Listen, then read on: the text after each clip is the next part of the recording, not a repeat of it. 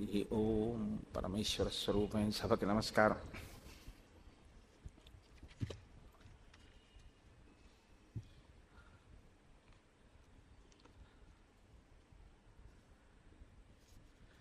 నిన్నటి రోజు కార్యక్రమం పూర్తి చేసే సమయానికి శూర్పణఖ రామచంద్రమూర్తిని దర్శించినటువంటి ఘట్టం దగ్గర మనం ఆప్చేసి ఉన్నాం. ప్రాతకాలంలో అంత హేమంత ఋతువులో కూడా వాతావరణం ప్రతికూలంగా ఉన్నప్పటికీ సాధారణంగా లోకమంతా కూడా ఆ సమయంలో విశ్రాంతి తీసుకుందాం, బయటికి వెళ్ళొద్దు, చలికి వణికిపోతున్నామనేటటువంటి సమయంలో కూడా ఏనుగులు జలచరములు కూడా నీటి యందు ప్రవేశించడానికి భయపడేటంతటి చల్లటి వాతావరణంలో కూడా ధార్మిక నిష్ఠ అంటే ధార్మిక నిష్ఠే. ఏది ఏ సమయంలో చెయ్యాలో ఆ సమయంలో చెయ్యడంలో రామచంద్రమూర్తి సిద్ధాస్తుడు కనుక ఆయన సూర్యోదయానికి పూర్వమే బ్రాహ్మీ ముహూర్తంలో స్నానం చేసి సంధ్యావందనాది కార్యక్రమాలని పూర్తి చేసుకుని, నిత్యాగ్నిహోత్రీకుడు కనుక అగ్నిహోత్రాన్ని పూర్తి చేసుకుని అక్కడ ఉండేటటువంటి మునులతో సద్విషయముల మీద చర్చ చేస్తున్నటువంటి సమయంలో వచ్చినటువంటి శూర్పణఖ అద్వితీయమైన సౌందర్యం కలిగినటువంటి రామచంద్రమూర్తిని దర్శనం చేసింది. లోకంలో రెండు రకాలైనటువంటి పోకడలు ఉంటాయి. ఒకటి, ఒక చోట సౌందర్యం ఉంటే, ఒక చోట అందం ఉంటే దాన్ని అభినందించగలగడం, ఆ అందంలో ఈశ్వరుని యొక్క విభూతిని చూడగలగడం ఒక లక్షణం. అది ఉత్తమ లక్షణం. మమ తేజోంశ సంభవం అంటాడు గీతాచార్యుడు. ఎక్కడైనా మీకు ఒక ఉత్కృష్టమైన విభూతి కనపడింది అంటే అది ఈశ్వర సంబంధమైనటువంటి విభూతి. దాన్ని చూసి హర్షించగలగడం సత్పురుషుని యొక్క లక్షణం. ఏదైనా తన కంటికి ఆకర్షణీయంగా కనపడితే అది తనది కావాలి, తాను పొందాలి అని కోరుకునేటటువంటి లక్షణం రాక్షస లక్షణం. తాను నిర్ణయం చేసుకోవడమే, ఇది నాకు నచ్చింది కాబట్టి నేను దీన్ని పొందుతాను. అవతల వస్తువు కూడా, అవతల వ్యక్తి కూడా తన పట్ల అలాగే ఆకర్షితుడయ్యాడా లేదా, తన పట్ల అటువంటి భావనతోనే ఉన్నాడా లేదా అన్న దాంతో సంబంధం ఏమి ఉండదు. శూర్పణఖ రామాయణం అప్పుడు ఎప్పుడో జరిగేది ఎందుకు అనుకోవడం అండి? ఇప్పటికీ చూడటం లేదు మనం. తన కంటికి నచ్చితే తాను అనుభవించాలని కోరుకోవడమే రాక్షసత్వం, అంతే. అలాంటి వాళ్ళు మీకు ఇప్పటికీ కనపట్టలేదా? తెల్లవారు లేస్తే పేపర్ల నిండా అవే, టీవీల్లో న్యూస్ నిండా అవే. కాబట్టి సింహోరస్కం మహాబాహుం పద్మపత్ర నిభేక్షణం ఆజానుబాహుదీప్తాస్యం అతీవ ప్రియదర్శనం గజ విక్రాంత గమనం జటామండలధారిణం సుకుమారం మహాసత్వం పార్థివవ్యం జనాన్వితం రామమిందీవరశ్యామం కందర్ప సదృశ ప్రభం బభూవేంద్రోపమం దృష్ట్వా రాక్షసీ కామమోహిత. రాక్షసి అయినటువంటి శూర్పణఖ కామమోహిత అయింది రామచంద్రమూర్తి ఎందు. వాల్మీకి మహర్షి అంటారు, ఆమె కామమోహిత అయింది అన్న విషయం రాముడు ఇంకా పసిగట్టాడా లేదా అన్న విషయాన్ని కాసేపు పక్కన పెట్టండి. వెంటనే మహర్షి, ఆయనకి వరం ఉంది కదండి, చతుర్ముఖ బ్రహ్మగారు ఆయనకి వరం ఇచ్చారు. నువ్వు ఒక్కసారి ఆచమనం చేసి కూర్చుంటే రాక్షసులైనా సరే, సీతమ్మ తల్లైనా సరే, శ్రీరామాయణంలో ఏ ఏ వ్యక్తులున్నారో వారందరి యొక్క మనోగతమైనటువంటి అభిప్రాయములు కూడా నీకు తెలుస్తాయి అని వరం. కాబట్టి అసలు అలా కామించడానికి యోగ్యమైన స్థితిలో అక్కడ ఉందా పరిస్థితి. ఆ రామచంద్రమూర్తి నా చేత అనుభవింపబడవలసిన వాడు, లేదా రామచంద్రమూర్తి చేత నేను అనుభవింపబడాలి అనేటటువంటి కోరిక కలగడానికి యుక్తాయుక్త విచక్షణ ఏమైనా ఉందా ఆ శూర్పణఖ యందు? దాన్ని చాలా అందమైన మాటలతో మహర్షి ఆవిష్కరిస్తారు. ఆయన అంటారు, సుముఖం దుర్ముఖీ రామం వృత్తమధ్యం మహోదరి విశాలాక్షం విరూపాక్షి సుకేశం తామ్రమూర్తజ. ఆయనో చాలా అందమైనటువంటి ముఖమున్నవాడు. ఆయనది అందమైన ముఖము అంటే వాల్మీకి మహర్షికి అందమైన ముఖము అని కాదు. రామచంద్రమూర్తి యొక్క ముఖాన్ని చూసినటువంటి వాడు లోకంలో అన్ని భూతములు ఆనందాన్ని పొందుతాయి. చంద్రుణ్ణి చూస్తే ఎలా సంతోషిస్తారో, ఒక ఏనుగు ముఖాన్ని చూస్తే ఎలా సంతోషిస్తారో, ఒక తామర పువ్వుని చూస్తే ఎలా సంతోషిస్తారో, రామచంద్రమూర్తి ముఖమండలం కూడా అలాగే ఉంటుంది. కాబట్టి ఆయనది సుముఖం. పైగా ఆ ముఖం నుంచి వేరు మాట వచ్చే అవకాశం ఉండదు. అసలు మనం వినాయకుడి ప్రార్థన మొదలు పెడితే ఈ మాటతోటే ప్రారంభం చేస్తాం. సుముఖశ్చైకదంతశ్చ కపిలో గజకర్ణకః లంబోదరశ్చ వికటో విఘ్నరాజో గణాధిప అని. సుముఖ అన్న మాటకి ఉన్నటువంటి గొప్పతనం ఏమిటంటే, ఏ ముఖాన్ని చూడడం వల్ల మీకు అభ్యుదయం కలుగుతుందో ఆ ముఖం సుముఖం. అసలు అది మంచి ముఖం. లక్ష్మీ స్థానాలు 5 ఒకటి ఏనుగు యొక్క కుంభస్థలం. కాబట్టి గజముఖాన్ని దర్శనం చేయడమే మీకు అభ్యున్నతి హేతు. కాబట్టి వినాయకుడి యొక్క ముఖం గజముఖంగా పరమేశ్వరుడు ఉంచడానికి కారణాల్లో అదొకటి. ఆయన యొక్క రూపాన్ని మీరు ఇలా చూడగానే, ఆ గజముఖాన్ని చూడగానే లక్ష్మీ కటాక్షం కలుగుతుంది. అంత గొప్ప ముఖం కాదు. సాధారణంగా మనం మన మనసుని పెట్టవలసి ఉంటుంది. మీరు చేతులతోటి కాళ్ళతోటి చేసేటటువంటి క్రియాకలాపం అంతా దేని కొరకు అంటే, దీన్ని అడ్డుపెట్టి మీ మనసుని ఈశ్వరుడి దగ్గరికి తీసుకురావడం ప్రధానంగా ఉంటుంది. షోడశోపచార పూజా రహస్యం కూడా అంతే. సదా మోహాటవ్యాం చరతి యువతీనాం కుచగిరో నటత్యాశా శాఖా స్వటతి ఝడితి స్వైరమభిత అంటారు శంకర భగవత్పాదులు. నిరంతరం తిరుగుతూ ఉంటుంది మనస్సు. తిరిగే మనస్సుని ఉపచారములను మార్చి భగవంతుని యొక్క పాదార విందముల దగ్గరికి తీసుకురావడానికి ఉపకరణంగా మీరు ఈ ఉపచారములను వాడుకుంటారు. ప్రధాన ప్రయోజనం మనసుని తీసుకురావడమే. మనసుని తీసుకురాకుండా ఉపకరణాలని తీసుకొచ్చారనుకోండి, ఉపయోగం ఏమైనా ఉంటుందా అంటే దానికి ఉపయోగం ఉంటుంది అని శాస్త్రాలు నిర్ధారించలేదు. శంకరులే శివానందలహరి చేస్తూ గభీరే కాసారే విశతి విజనే ఘోర విపినే విశాలే శైలే చ భ్రమతి కుసుమార్థం జడమతి అన్నారు. ఎందుకురా అనవసరంగా పువ్వుల కోసం, పళ్ళ కోసం, ఆ పత్రి కోసం అన్ని చోట్ల తిరుగుతుంటావు? తిరిగి నువ్వేం సాధించావు? సమర్ప్యైచేత సరసిజముమానాదభవతే సుఖేనావస్థాతుం జనైహ న జానాతి కిమహో.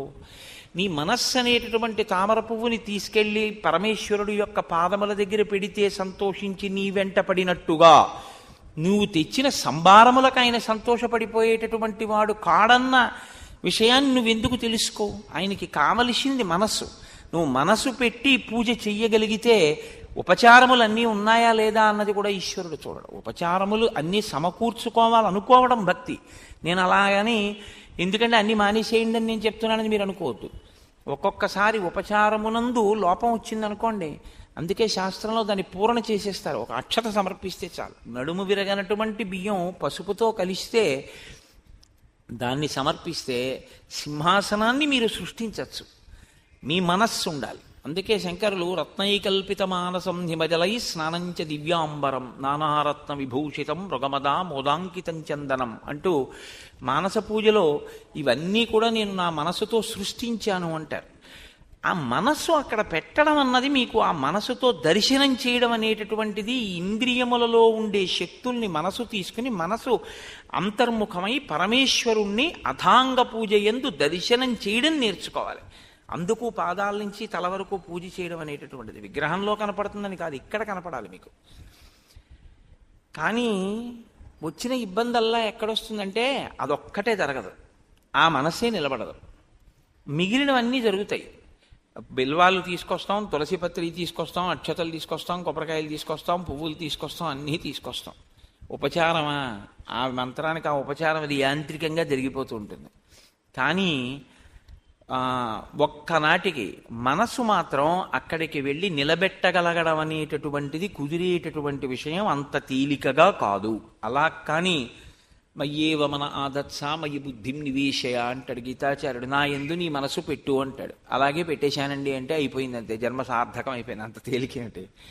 నా యందు మనసు పెట్టు అంటే అంత తేలిగ్గా పట్టుకెళ్ళి ఈశ్వరుడి దగ్గర మనస్సు పెట్టేస్తే ఇంకేమండి మనందరం కృతార్థులం అయిపోయి ఉండేవాళ్ళం. అది చేత కాకే కదా ఈ అల్లరంతా వచ్చింది. ఆ మనస్సుని పెట్టడం అనేటటువంటిది చాలా చాలా కష్టం. భగవాన్ రమణులు కూడా దీని గురించి ప్రస్తావన చేస్తూ ఒకచో అంటారు, నేను 1,00,000 బిల్వార్చన చేద్దాం అనుకుంటున్నాను, కొన్ని బిల్వాలు తక్కువయ్యాయి, ఏం చేయమంటారని అడిగారు ఒక ఆవిడ వెళ్ళి భగవాన్ రమణుల్ని. ఆయన అన్నారు, ఎన్ని బిల్వాలు తక్కువయ్యాయి అన్నారు. ఓ 2-3 వేల బిల్వాలు తక్కువై ఉంటాయండి అన్నారు. ఓ 2-3 వేల పర్యాయాలు నీ ఒళ్ళు గిల్లుకో అన్నారు ఆయన. అంటే ఆవిడ అదే నా ఒళ్ళు గిల్లుకోవడం ఏమిటి అని అడిగింది ఆవిడ. అడిగితే ఆయన అన్నారు, ఏముంది నీకు 1,00,000 బిల్వార్చన అంటే చెట్టు దగ్గర గిల్లుతావు బిల్వాలంతే. అవి తీసుకొచ్చి కనీసం ఒక చాప వేసో ఒక వస్త్రం వేసో దాని మీద బిల్వాలు పెడదామని కూడా ఉండదు. శివాలయంలోకి తీసుకొచ్చి నేల మీద పారేయడమే. అయిపోయింది పూజ. నువ్వు చేసేది పునఃపూజ. ఆయనే పృథివీ స్వరూపంతో ఉన్నాడు శర్వుడై. నేల మీద బారేసిన తర్వాత ఇంకా మళ్ళీ బిల్వం తీసుకెళ్లి శివలింగం మీద వేయడం ఏమిటంటే మంత్రంతో పునఃపూజ చేస్తున్నావు, కానీ నువ్వు పూజ చేయట్లేదు. నీ మనసు అక్కడ పెట్టాలా ఏమన్నానా? 3 దళాలు 3 ఆకులతో ఉందో లేదో నువ్వు చూడాలా ఏమన్నానా? రొట్ట తీయ శివలింగం మీద బారయ్యా. ఆ పాటి దానికి చెట్టుని గిల్లితే ఏమిటి, నిన్ను గిల్లుకుంటే ఏమిటి? తక్కువైన బిల్వాలకి నిన్ను గిల్లేసుకో 2-3 వేల పర్యాయాలు. కానీ ఆవిడ సహృదయురాలు అర్థం చేసుకుంది. ఓ నన్ను మనసు పెట్టమంటున్నారు మహర్షి, మనసు లేని పూజ ఇన్ని బిల్వాలతో చేస్తే మాత్రం ఏమి సుఖము అంటున్నారు అని ఆవిడ గ్రహించగలిగింది. కాబట్టి చూశారు, మనసుని పెట్టడం చాలా కష్టం. కానీ శాస్త్రంలో ఏమంటారంటే 3 యందు మీ ప్రమేయం లేకుండా మీ మనసు తొందరగా నిలబడి ఆహ్లాదమును పొందుతారు. ఇంకా ఇంకా చూడాలని ఇంద్రియములకు నాయకత్వం వహించేటటువంటి కన్ను చెదరకుండా అక్కడే నిలబడి మనసుని రంజిల్లేటట్టు చెయ్యగలిగినటువంటి వస్తువులు లోకంలో 3 ఉన్నాయంటారు. ఒకటి సముద్రం. సముద్రం వంక మీరు ఎంతసేపు చూస్తూ కూర్చోండి మీకు సంతోషంగా ఉంటుంది. అలా సముద్రాన్ని అసుర సంధ్య వేళలో చూడడం మొదలు పెడితే చీకటి పడిపోయిన తర్వాత మీకు ఇంకా సముద్రం ఏం కనపడదు. దూరంగా సముద్రంలో ఓడలు వెళ్ళిపోతూ దీపాలు కనపడుతూ సముద్రపు ఘోష వినపడుతూ ఉంటుంది. కొద్దిగా కెరటాలు లేచి పడుతూ కనపడుతూ ఉంటాయి. ఆ పెద్ద ఆకాశం, దాని కింద సముద్రం, అదో అందంగా ఉంటుంది. సముద్రం ఎంత అందంగా మీ మనసుని చూరగొంటుందో అంటే మీ ప్రయత్నం లేకుండా మీ మనసు సముద్రం మీదకి వెళ్ళి నిలబడుతుంది. చంద్రుణ్ణి ఎంతసేపు చూడండి మనసు తొందరగా వెళ్ళి చంద్రుడి మీద నిలబడుతుంది. మహర్షి సుందరకాండలో వర్ణిస్తారు. హంసో యథా రజత పంజరస్థ సింహో యథా మందర కందరస్థ అంటూ ఆ చంద్రబింబాన్ని వర్ణిస్తారు. చంద్రబింబం మీద పసిపిల్లల దగ్గర నుంచి వృద్ధుల వరకు అందరి మనస్సు నిలబడుతుంది. పైగా నిలబడి రంజిల్లుతుంది. చాలా సంతోషిస్తారు, ప్రసన్నులవుతారు, ఆనందాన్ని పొందుతారు. అలాగే 3వది ఏనుగు ముఖం. ఏనుగు ముఖాన్ని పసిపిల్లల దగ్గర నుంచి పెద్దవాళ్ల వరకు ఆనందిస్తారు. ఏనుగుని ఇలా చూసి అలా వెళ్ళిపోరు, అందరు అలా చూస్తారు. దేనిని చూసినప్పుడు మీరు ప్రయత్నపూర్వకంగా మీ మనసుని మీరు పెట్టవలసిన అవసరం లేకుండా మీ మనసుని తానే లాక్కుని మీ మనసు అక్కడ మీ చేత పెట్టించి మీరు పెట్టడం వల్ల మీకు కొంత పుణ్యాన్ని ఇచ్చి మీకు ఆ పుణ్యము వల్ల అభ్యున్నతిని ఇవ్వగలదు. అటువంటి ముఖానికి సుముఖం అని పేరు.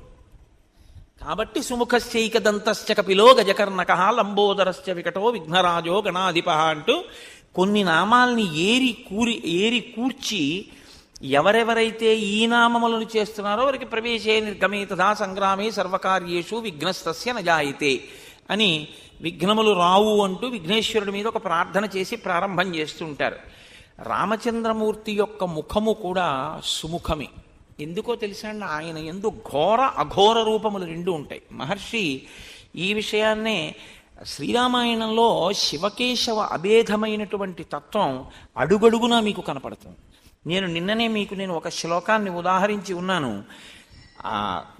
గోదావరి నదిలో స్నానం చేసి వస్తున్నటువంటి సీతారామ లక్ష్మణుల యందు వాల్మీకి మహర్షికి పార్వతీ పరమేశ్వర నందీశ్వర స్వరూపములు దర్శనమయ్యాయి. ఆయన ప్రతి చోట శివుడికి రాముడికి ఉన్న అభేదాన్ని ఆవిష్కరిస్తుంటారు. మనం ఏ దృష్టికోణాన్ని అలవాటు చేసుకోవాలో చూపిస్తుంటారు. అంత గొప్ప ముఖం రామచంద్రమూర్తి యొక్క ముఖం. అదే రామచంద్రమూర్తి యొక్క ముఖం రాక్షసుల పాలిట ఘోర రూపం. వాళ్ళు అది రుద్రస్వరూపం. దాన్ని చూస్తేనే హడిలిపోతారు, అలా ఉంటాడు ఆయన. భక్తులైన వారికి ఆయన ప్రసన్నమూర్తి. ఆయన ఎప్పుడూ మీరు చూడండి, రాముడు అసలు కోదండం పట్టుకోకుండా నిలబడినటువంటి మూర్తి మీరు ఎక్కడైనా చూసారా?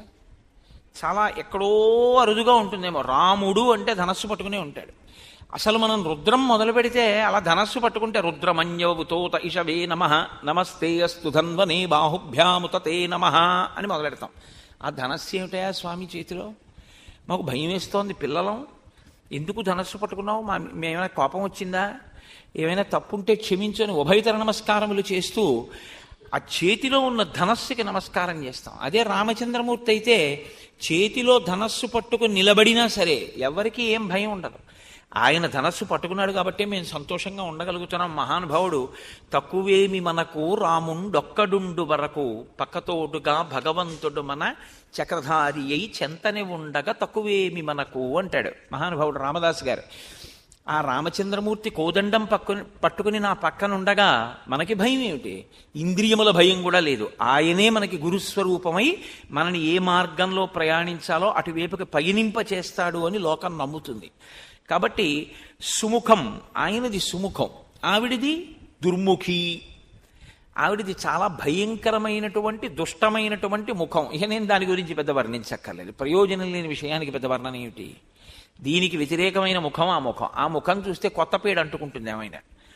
వృత్తమధ్యం మహోదరి, ఆయనో సన్నటి నడుమున్నవాడు, ఆవిడో మహోదరి చాలా పెద్ద కడుపున్నది. విశాలాక్షం, ఆయనో విశాలమైనటువంటి కన్నులున్నవాడు.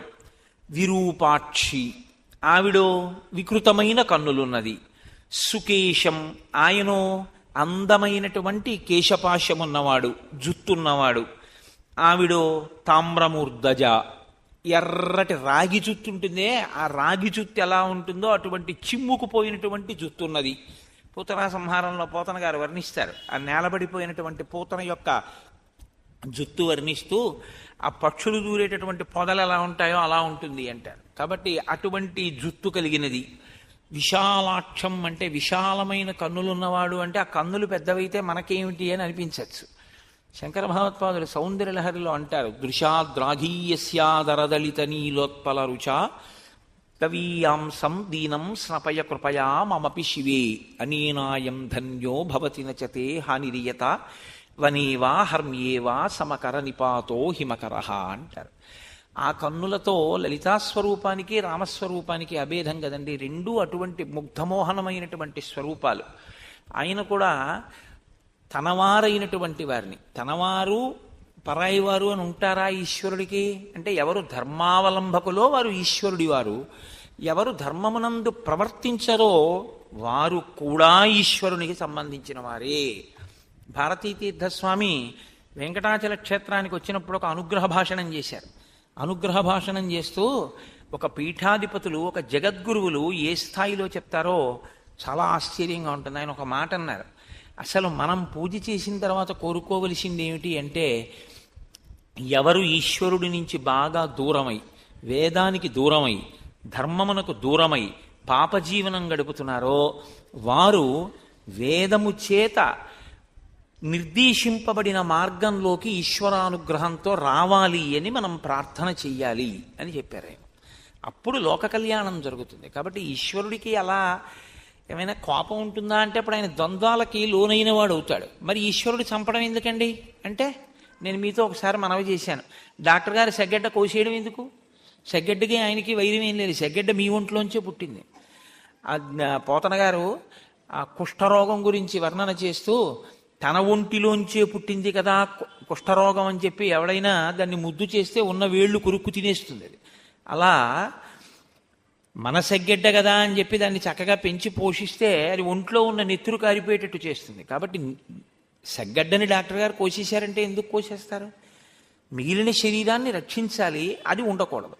ఇక వాడు ఆ శరీరంతో ఉంటే ధర్మ వ్యతిరిక్తమైనటువంటి పనులు చేసి ఇంకా ఇంకా పాపం మూట కట్టుకుంటాడు. అందుకని తీసేస్తాడు తప్ప అది కూడా అనుగ్రహమే. నిజానికి అనుగ్రహంతో చేసేటటువంటి పనే తప్ప ఆగ్రహంతో చేసేటటువంటి పని కాదు. అందుకే పెద్దలు ఒక మాట చెప్తుంటారు, చాలామంది తెలిసి తెలియని తత్వంతోటో ఒక మౌఢ్యంతోటో ఒక మాట మాట్లాడుతుంటారు. శివుడు లయకారకుడు అంటే చంపేస్తాడు, అందున ఆయన జోలికి వెళ్ళకండి అంటుంటారు. ఆయనకి పూజ ఏమిటి? ఇది రామాయణానికి వ్యాఖ్య చేసినటువంటి వాళ్ళ కొంతమందికి కూడా అలవాటు ఉంది. అలా వ్యాఖ్యలు చేసిన వాళ్ళు ఉన్నారు. శివుడు లయకారకుడు అందుకని చెప్పి ఆయన జోలికి వెళ్ళకూడదు, ఆయనకు పూజ చేయకూడదు అని ఒక పక్షపాతంతో కూడినటువంటి మాట చెప్తూ ఉంటారు. శివుడు లయకారకుడు అంటే ఆయన చేసే ప్రళయాలలో 3వ ప్రళయం మహాప్రళయం. మహాప్రళయం చేస్తాడు అంటే చంపేస్తాడని కాదు. ఎవరెవరు ఈశ్వరుణ్ణి పొందలేకపోయారో వాళ్ళని ఈశ్వరుడు పొందుతాడు. దానికి మహాప్రళయం అని పేరు. నల్లపూసలున్నాయి, మైనపు ముద్దు ఉంది. నల్లపూసలు మైనపు ముద్దను అంటుకోలేకపోయాయి. మైనపు ముద్ద వచ్చి నల్లపూసల మధ్యలో దొల్లింది. ఇప్పుడు నల్లపూసలన్నీ ఏమయ్యాయి? మైనపు ముద్దకు అంటుకున్నాయి. కాబట్టి ఈశ్వరుని యొక్క ఎనలేని కారుణ్యానికి ప్రతీక మహాప్రళయం. మహాప్రళయం చేసేటటువంటి శంకరుడు, పరమేశ్వరుడు అపారమైనటువంటి కారుణ్యమునకు ప్రతీక. మీరు అలా చెప్పవలసి ఉంటుంది తప్ప ఆయన లయం చేసేస్తాడంటే ఆయన చంపేస్తాడని మీరు చెప్పకూడదు. నిన్ననే మీతో నేను మనవి చేశాను. ఆయన స్వల్పకాలిక లయం కూడా చేస్తాడు. నిద్రాకాలిక సౌఖ్యమునిచ్చి ఇంద్రియములకు మళ్ళీ చైతన్యాన్ని, శక్తిని ఇచ్చేవాడు పరమేశ్వరుడే. ఆయన అనుగ్రహం లేకపోతే నిద్ర పట్టలేదనుకోండి, నిద్ర పట్టకపోతే అన్నం సహించదు, అన్నం సహించకపోతే నిద్ర పట్టదు. ఈ రెండూ లేవనుకోండి, 3 రోజులు పోయిన తర్వాత చూసుకోండి కళ్ళు ఎంత లోపలికి ఎడతాయో. అయితే చిత్రం ఏమిటంటే, ఎంత నింద చేస్తున్నా పోన్లే పిల్లాడని ఆయన అలా ఇస్తూనే ఉంటాడు. అది గమనించిన వాడు అన్నాడు, జగతపితరౌ వందే పార్వతీ పరమేశ్వరవు అన్నాడు. ఆయన తల్లి తండ్రి కదా, క్షమించేస్తాడు, ఉదారుడు అన్నాడు. కాబట్టి అటువంటి స్వభావం ఉన్నటువంటి వాడే రామచంద్రమూర్తి. పేరు మారుతుందేమో కానీ పరమాత్మ యొక్క స్వభావమునందు మార్పే ఉంటుందండి. అదేం ఉండదు. నరుడిగా ఉన్నా ఆయన తత్వం అలాగే ఉంటుంది. కాబట్టి సుముఖం దుర్ముఖీం రామం వృత్తమధ్యం మహోదరి విశాలాక్షం విరూపాక్షి సుకేశం తామ్రమూర్ధజ ప్రీతిరూపం విరూపాస. ఆయన స్వరూపమో చాలా ప్రీతి కలిగేటట్టుగా ఉంటుంది. ఆవిడదో చాలా విరూపమైనటువంటి స్వరూపం, అంటే వికృతమైనటువంటి స్వరూపంతో ఉంటుంది. సుస్వరం, ఆయన మాట్లాడితే చాలా అందంగా ఉంటుంది, వినాలనిపిస్తుంది. వినాలనిపించి మాట్లాడడం కూడా మంచి మాట అని నేను చెప్పడం చాలా కష్టం. నేనేమిటి, ఎవరైనా అలా చెప్పలేరు. వినాలనిపించేటట్టుగా మాట్లాడిన మాటంతా మంచి మాట అని మీరు అనుకోకండి. శ్రీరామాయణం అసలు యథార్థానికి వాగ్వైభవమే శ్రీరామాయణం. వాక్కు మనుష్యునకొక్కనికి ఉన్న అనుగ్రహం. ఈశ్వరుడు ఒక్క మనుష్యునకు మాత్రమే ఇచ్చాడు వాక్కు. శ్రీరామ రామ రామేతి రమే రామే మనోరమే. 3 మాటలు శ్రీరామ శ్రీరామ శ్రీరామ అని వాడు విష్ణు సహస్రం చేసుకున్నటువంటి ఫలితాన్ని మనిషి పొందుతున్నాడు. ఏది సృష్టిలో ఇంకో ప్రాణిని అలా పొందమనండి? పొందలేదు. భగవన్నామం చెప్పగలిగినటువంటి భాగ్యం ఉన్న ఏకైక ప్రాణి మనుష్యుడు. కానీ ఆ వాక్కు లోపల మనస్సు పొందేటటువంటి వికారములకు అనుగుణంగా మార్చుకుని ఎటువంటి కార్యాన్ని, ఎటువంటి ప్రమాదాన్ని కూడా తీసుకొచ్చిన వాళ్ళు ఉన్నారు. అందుకే జిహ్వాగ్రే వర్తతే లక్ష్మీ, జిహ్వాగ్రే మిత్రబాంధవాః, జిహ్వాగ్రే బంధనం ప్రాప్తి, జిహ్వాగ్రే మరణం ధ్రువం. శ్రీరామాయణంలోనే మీరు చూడండి, మందర మాట్లాడిన మాట ఎంత దూరం వెళ్ళింది. నారదుడు వచ్చి చెప్పిన సంక్షేప రామాయణం ఎంత రామాయణమైంది. రామచంద్రమూర్తి మాట్లాడేటటువంటి మాట ధర్మబద్ధమై ఉంటుంది. ఆయన ఒక్క మాటే మాట్లాడచ్చు. కానీ ఆ ఒక్క మాట ఎలా ఉంటుందంటే, మీరు కోరి కోరి ఏరుకోవలసిన సాలగ్రామంలా ఉంటుంది. రమణ మహర్షి ఓ మాట అంటూ ఉండేవారు, సాలగ్రామం ఎక్కడ ఉంటుంది? రాళ్లలోనే ఉంటుంది.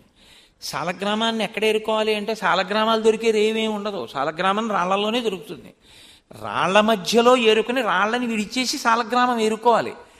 రాముని మాటలను మీరు ఏరుకోవాలి. రాముడు మాట్లాడితే అలా ఉంటుంది. ఎక్కడ ఎంత సంక్షిప్తంగా మాట్లాడాలో అలా మాట్లాడతాడు. రాముడు మాట్లాడితే పరమ ధార్మికంగా ఉంటుంది. నడిచే దేవుడని పేర్గాంచినటువంటి చంద్రశేఖర పరమాచార్య తరచూ ఒక మాట చెప్తూ ఉండేవారు.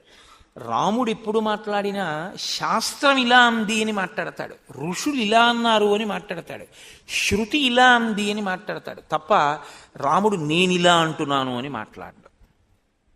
అంటే తను ప్రమాణం చెప్పాలన్నది రాముడి ఉద్దేశ్యం కాదు. ప్రమాణాన్ని వైదికంగా తీసుకుంటాడు. వేదంలోంచి ప్రమాణాన్ని తీసుకుని తాను చెప్పి తాను ఆ ప్రమాణాన్ని అనుసరించేటటువంటి వాడు రాముడు. కాబట్టి ఎక్కడెక్కడ మీకు రాముని వాక్కులు వినపడ్డాయో అక్కడక్కడ మీకు స్మృతులు చదవవలసిన అవసరం లేకుండా మీరు అనుష్ఠించవలసినటువంటి ధర్మము మీకు ప్రబోధం చేయబడిందని గుర్తు. అందుకే శ్రీరామాయణం ఎందుకు చదవాలి అంటే, ధర్మం తెలుసుకోవాలంటే రామాయణం చదవాలి. ధర్మం ఎందుకు తెలుసుకోవాలి అంటే, అసలు నీ నరు ఉపాధి ధన్యత పొందాలి అంటే, జీవుడు ధన్యత పొందాలి అంటే ధర్మం తెలుసుకోవడానికి రామాయణం చదవాలి. కాబట్టి మాట అంటే అందంగా మాట్లాడేయడం కాదు. రావణుడు కూడా మాట్లాడతాడు. అబ్బో, సుందరకాండలో ఎంత ప్రసంగం చేస్తాడో. సుందరకాండేమి ఎక్కడైనా అలా మాట్లాడతాడు. ఆయన మాట్లాడితే చాలా ప్రమాదకరంగా ఉంటుంది. మీరు చూద్దురు కానీ కొద్దిసేపట్లోనే వస్తాడు, మారీచుడితో మాట్లాడతాడు. ఎంత కర్కశంగా, ఎంత దారుణంగా ఉంటుందో. ఎవరి గురించి ఏ మాట మాట్లాడడానికి నాలుకకి ఏమి నరం ఉండదు. అంటే మనం అసలు ఇలా మాట్లాడడమా అన్న వివేచన ఏమీ ఉండదు.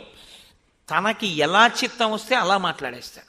రాముడు అలా కాదు, బాగా ఆలోచించకుండా మాట్లాడ్డు. ఒక్క మాట మాట్లాడాడంటే కట్టుబడిపోవడమే. ఇంకా మాట అంటే తనని తాను కట్టుకోవడం. తనని తాను కట్టుకోవడం రాముడికి వచ్చు. ఎన్ని రకాలుగానైనా దాన్ని అవసరానికి వాడుకోవడం రావణుడికి వచ్చు.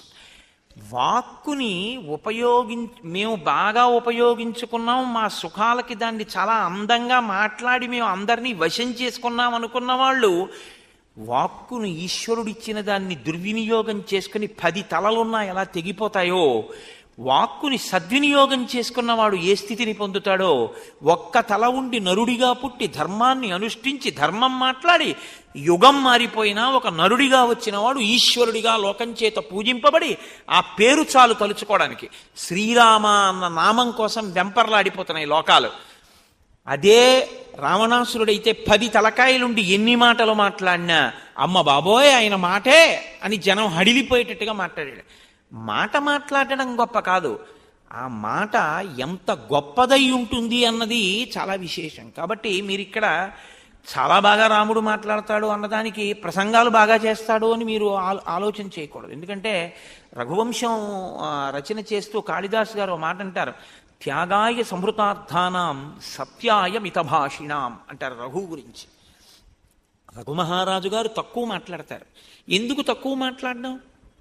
ఆయనకేం మాట్లాడడం చేతగా కాదు, అనవసరంగా మాట్లాడేస్తే గబుక్కుని ఎక్కడైనా ఒక అసత్యం వచ్చేస్తుందేమో. అంటే తను నిలబెట్టుకోలేని మాట ఏదైనా నోటి వెంట వచ్చేస్తుందేమో, అప్పుడు నిలబెట్టుకోలేకపోతే అసత్యం అవుతుందేమో. కాబట్టి అన్ని మాటలు వద్దు, ఆలోచించి మాట్లాడదామని ఆయన మాట్లాడితే సత్యాయ మితభాషిణాం, చాలా తక్కువగా మాట్లాడేవాడు, అందుకే రఘు అంత గొప్పవాడయ్యాడు అని కాళిదాసు గారు అంటారు. రామచంద్రమూర్తి కూడా మాట్లాడితే అంత అందమైనటువంటి మాట మాట్లాడేవారు. మాట అలా ఉంటుంది, ఆయన కంఠము అలాగే ఉంటుంది. ఆ కంఠము కూడా అంత అందంగా, బా ఎంత చక్కగా ఉంది ఆ కంఠం అనేటట్టుగా ఉంటుంది. అటువంటి కంఠం కూడా ఈశ్వర దత్తం. కంఠం బాగుంటే రంజకత్వంతో మాట్లాడడం తేలిక. కంఠం బాగుండకపోతే తనకి 10 విషయాలు తెలుసున్నా 10 మందికి చెప్పడంలో కొంత వైక్లభ్యం వస్తుంది. నాకు ఒక మహాపురుషుడు తెలుసు, అటువంటి వారిని ఎంత మాత్రం తక్కువ చేయడం నా లక్ష్యం కాదు. నాకు ఆయన పేరు చెప్పడం కూడా ఈ పరిస్థితిలో ఇష్టం లేదు. చాలా గొప్ప సంస్కృతాంధ్రముల యందు మహాపండితుడు, మహానుభావుడు. కానీ వారికి విపరీతమైన నత్తి ఉండేది. అస్సలు ఒక వాక్యాన్ని నిర్మించి పలకడం చాలా కష్టం. దగ్గరగా 80 సంవత్సరాల పైచిలకు జీవించి వారు రాజమండ్రిలో శరీరాన్ని విడిచిపెట్టారు. మహాపండితుడు, అందులో ఇంకా నిస్సందేహం, అంతటి పరమభక్తుడు. ఈ ప్రాంతం విజయవాడలోనూ అక్కడ చాలా కాలం ఉండి తన కవితా సుగంధము చేత, తన భక్తి చేత శ్రీరామాయణ కల్పవృక్షమే ఇచ్చినటువంటి విశ్వనాథ సత్యనారాయణ గారికి గొప్ప అంతేవాసిగా ఉండేవారు వారు. అటువంటి వ్యక్తి బాగా నత్తి ఉండడం వల్ల అస్సలు పాపం మాట్లాడలేకపోయేవారు. కానీ ఆయన దగ్గర మీరు కూర్చుంటే అసలు ఆయన మాట్లాడేటటువంటి మాటలు అవి మాటలు కావు. ఏదో వివిక్త శృతి సాగర అన్నట్టు ఆ శృతి అనబడేటటువంటి సముద్రంలోంచి వజ్రాలు పైకి తీసి మీ చేతిలో పెడితే ఎలా ఉంటుందో ఆయన మాటలు అలా ఉండేవి. అంత గొప్ప దార్శనికుడు. కానీ స్వరమునకు, స్వరం అంటే ఆ కంఠస్వరము అని మీరు అనుకోకపోతే నత్తి మాటకు ప్రతిబంధకంగా వచ్చింది. కాబట్టి ఆ స్వరం అన్నది కూడా చాలా అవసరం. సుస్వరం, రాముడికి అటువంటి ఇబ్బందులు ఉన్నవాడు కాడు, చాలా చక్కని కంఠస్వరం ఉన్నవాడు ఆయన. ఆ స్వరం అలా తెలుసున్నవాడు వేదమంత్రాన్ని కూడా బాగా చెప్పగలడు, దేవతల యొక్క అనుగ్రహాన్ని బాగా పొందగలడు. ఎందుకంటే వేదము స్వరప్రధానమైనటువంటిది. ఉదాత్త అనుదాత్త ఆ స్వరితము అనబడేటటువంటి ఆ స్థాయి భేదాన్ని వేదమంత్రంలో ఎవరు సుస్వరంతో పాటిస్తారో వాళ్ళకి దేవతలు కూడా వశులవుతారు అని చెప్తున్నారు. లేకపోతే వేదమంత్రాన్ని ఏదో ఆ రేడియోలో సంగీతం నేర్చుకున్నట్టును పుస్తకం కొనుక్కుని వేదం నేర్చుకోవడానికి ఏమి ఉండదు. గురుముఖంగా నేర్చుకోవలసి ఉంటుంది వేదాన్ని. కాబట్టి ఆమెయో భైరవస్వర, గాడి ధరిస్తే ఎలా ఉంటుందో అటువంటి స్వరం ఉన్నది ఆవిడ అంటే నా ఉద్దేశంలో శూర్పణఖ. తరుణం దారుణా వృద్ధ, ఆయనో యవ్వనంలో ఉన్నవాడు రామచంద్రమూర్తి, ఆవిడో పరమ వృద్ధురాలు. దక్షిణం, ఆయనో చాలా నేర్పరి అయినటువంటి వాడు, ఆవిడో వామభాషిణి, నోటికి ఏదొస్తే అది మాట్లాడేస్తూ ఉంటుంది. ఆ మాటలకి ఒక రుజుత్వం ఏం ఉండదు, వక్రమైనటువంటి మాటలు. తన కార్యం నెరవేర్చుకోవడానికి, తాను ఇష్టపడింది సమకూర్చుకోవడానికి ఆవిడ ఎలాగైనా మాట్లాడుతుంది. అటువంటిది న్యాయవృత్తం, ఈయనది ఎప్పుడూ న్యాయమైనటువంటి మార్గం, ధార్మికమైన మార్గం. ఆవిడదో సుదుర్వృత్త, ఆవిడది దుర్వృత్తం. అంటే ఆవిడ యొక్క నడవడికి ప్రమాణం ఏమి ఉండదు. నేను దీన్ని బట్టి ప్రవర్తించాలి అని ఆవిడేమనుకోదు. ఆవిడ మనసులో పుట్టిన కోరికని బట్టి ఆవిడ ప్రవర్తిస్తుంది. ఒక గారె తినేద్దామనుకున్న కుక్క అది నైవేద్యం పెడతారని చూడకుండా కూడా కలియబడి ఎలా ఎత్తుకుపోతుందో ఆవిడ మాట కూడా అంతే. ఎప్పటికీ ఎక్కడ తన మనసులో కోరిక తీరాలనుకుంటుందో అక్కడ అలా మాట్లాడగలదు, అలా ప్రవర్తించగలదు. ఏడవడం కూడా తన కోరిక కోసం ఏడవగలదు, నవ్వినా తన కోరిక కోసం నవ్వగలదు, లేమి అందం ఉందని చెప్పగలదు, ఉన్న అవగుణాల్ని గుణములుగా చెప్పగలదు తప్ప అసలు తన మాటకి తన ప్రవర్తనకి ఒక ప్రమాణమును బట్టి ప్రవర్తించేటటువంటి రూపం ఉన్నది కాదు, అటువంటి నడవడి ఉన్నది కాదు. కాబట్టి న్యాయవృత్తం సుదుర్వృత్త, ప్రియం అప్రియ దర్శన, ఆయన దర్శనమేమో ప్రియమైనటువంటి దర్శనం, ఆవిడదేమో అప్రియమైనటువంటి దర్శనం. అంటే ఆవిడ్ని చూస్తేనే ఏదో ప్రమాదం వస్తుంది. లోకంలో కొన్నింటికి ఆ లక్షణం ఉంటుంది. అంత రజోగుణ తమోగుణ భూయిష్టమైనటువంటి స్వరూపాన్ని మీరు చూసినంత మాత్రం చేత ఏదో అమంగళం కలుగుతుంది. అందుకేగా ఇప్పటికీ లోకంలో కొన్నింటిని అశుభశకునములుగా పరిగణించడం అనేటటువంటిది వచ్చింది. ఆయన ప్రియదర్శనం, ఆయన్ని చూడడం అనేటటువంటిదే చాలా ఆనందదాయకంగా ఉంటుంది. శరీరజ సమావిష్ట రాక్షసీ వాక్యమబ్రవీత్, అటువంటి శూర్పణఖ రామచంద్రమూర్తిని చూసి మన్మధుని చేత ఆవేశింపబడింది. అంటే ఆమెకి కామము కలిగినది. ఇక్కడ మహర్షి ఒక చాలా గొప్ప మాట చెప్తున్నారు. ఇంత వృద్ధురాలైనటువంటిది, రాక్షసి అయినటువంటిది, వికృతమైనటువంటిది అందమైన రాముణ్ణి చూడగానే ఏమనుకుందంటే ఇంత అందమైన వాడు కాబట్టి ఈయన చేత నేను భోగింపబడాలి అనుకుంది. అసలు అలా అనుకోవడం కూడా న్యాయమా? అసలు అటువంటి కోరిక పుట్టచ్చా? ఆవిడికి ఏం అక్కర్లేదు. అలా ఎందుకు అక్కర్లేదు? ఒక్కటే కారణం, పైన చెప్పారుగా. పైన చెప్పిన లక్షణాలన్నీ ఉన్నటువంటి ఆవిడికి అటువంటి ఆలోచన ఎందుకు వస్తుంది? కాబట్టి ఇప్పుడు ఎంత ప్రమాదకరమైన వ్యక్తి వచ్చిందంటే 1000 శతఘ్నులు తీసుకొచ్చి అక్కడ పెడితే రామచంద్రమూర్తి ఒక్క అస్త్రంతో కొట్టేస్తారు, పర్వాలేదు. 1,00,000 మంది యోధులు వస్తే రామచంద్రమూర్తి కొట్టేస్తారు, పర్వాలేదు. ఒక్క శూర్పణఖ వస్తే ఆయన సీతమ్మనే పోగొట్టుకోవలసి ఉంటుంది. ఇదే అప్రియ దర్శనం. ఏమిటో తెలుసా అండి? లోపల ఉన్నటువంటి ప్రవృత్తి అటువంటిది, ఆ మనస్సుకుండేటటువంటి స్థితి అటువంటిది. ఆవిడిప్పుడు ఎలా కావాలంటే అలా మాట్లాడుతుంది. ఆ మాటల చేత తన మనసులో ఉన్నటువంటి కోరిక యొక్క వ్యగ్రత చేత ఆవిడ ఎంత భయంకరమైన స్థితినైనా సరే కల్పించగలదు. కాబట్టి ఆవిడ రావడమే పరమ ప్రమాదకరమైనటువంటి సన్నివేశం. కానీ అవతార ప్రయోజనం నెరవేరాలి అంటే శూర్పణఖ రావడం వినా మార్గం లేదు. అందుకేగా అగస్త్య మహర్షి మహానుభావుడు, త్రికాల వీధి కనుక నువ్వు పంచవటిలో ఉండు అనడానికి కారణం ఇది. రాక్షసులు రావాలి, శూర్పణఖ రావాలి, ఆమె రావణుడి దగ్గరికి వెళ్ళాలి, రావణుడు రావాలి, సీతాపహరణం జరగాలి, అప్పుడు కాని రాముడు రావణ సంహారానికి అడుగువేయడు. కాబట్టి ఇప్పుడు శూర్పణఖ రాముణ్ణి చూసి రాముణ్ణి ప్రశ్న వేస్తోంది. ఆవిడ ఆయన్ని ప్రశ్న వెయ్యగలిగినటువంటి సత్తా ఉన్నదా అంటే యోగ్యతాయోగ్యతల యొక్క విచారణ లేకుండా కామమోహితయ్యి మాట్లాడుతోంది. జటీ తాపసరూపేణ సభార్య శరచాపధృత్ ఆగతస్త్వమిమం దేశం కథం రాక్షస సేవితం కిమాగమనకృత్యంతే తత్ త్వమాఖ్యాతుమర్హసి, నీవు జటివై జటలు కట్టుకుని ఉన్నావు. తాపసి ఎలా ఉంటాడో అలా ఉన్నావు. పక్కన భార్య ఉంది. ఇంతకన్నా దారుణం ఏమిటండి? పక్కనున్న ఆవిడ భార్య అని ఆవిడికి తెలుసు, ఆయన నరుడు అని తెలుసు. భార్య పక్కన ఉండగా ఈమె ఆయన యందు కామమోహిత అయింది. శరచాపధృత్, ధనుర్బాణాలు పట్టుకున్నావు. జటిగా ఉన్నావు కాబట్టి తాపసి అనుకోవాలా? ధనుర్బాణములు పట్టుకున్నావు కాబట్టి నువ్వు రాజు అనుకోవాలా? పక్కన భార్య ఉంది, నాకు సందేహాస్పదంగా ఉంది ఈ విషయాలన్నీ. అప్పుడు మీరెవరు, ఎందుకు ఇక్కడ ఉన్నారు, ఇది కాదు. ఆవిడ అడగడమే అసలు అవతల వారిని శంకించేటటువంటి రీతిలో. ఏమంటే నేను ఆ ఊళ్ళో ఉన్నప్పుడు వారికి 80 సంవత్సరాలు, ఇప్పుడు కులాసాగా ఉన్నారా వారు అని అడగడం ఒక ఎత్తు. అప్పుడే 80 ఏళ్ళు, ఆయన ఇంకా ఉన్నాడా చచ్చిపోయాడండి అని అడగడం ఒక ఎత్తు. అంటే మనస్సులో భావన పవిత్రమైతే వాక్కు పవిత్రంగా ఉంటుంది.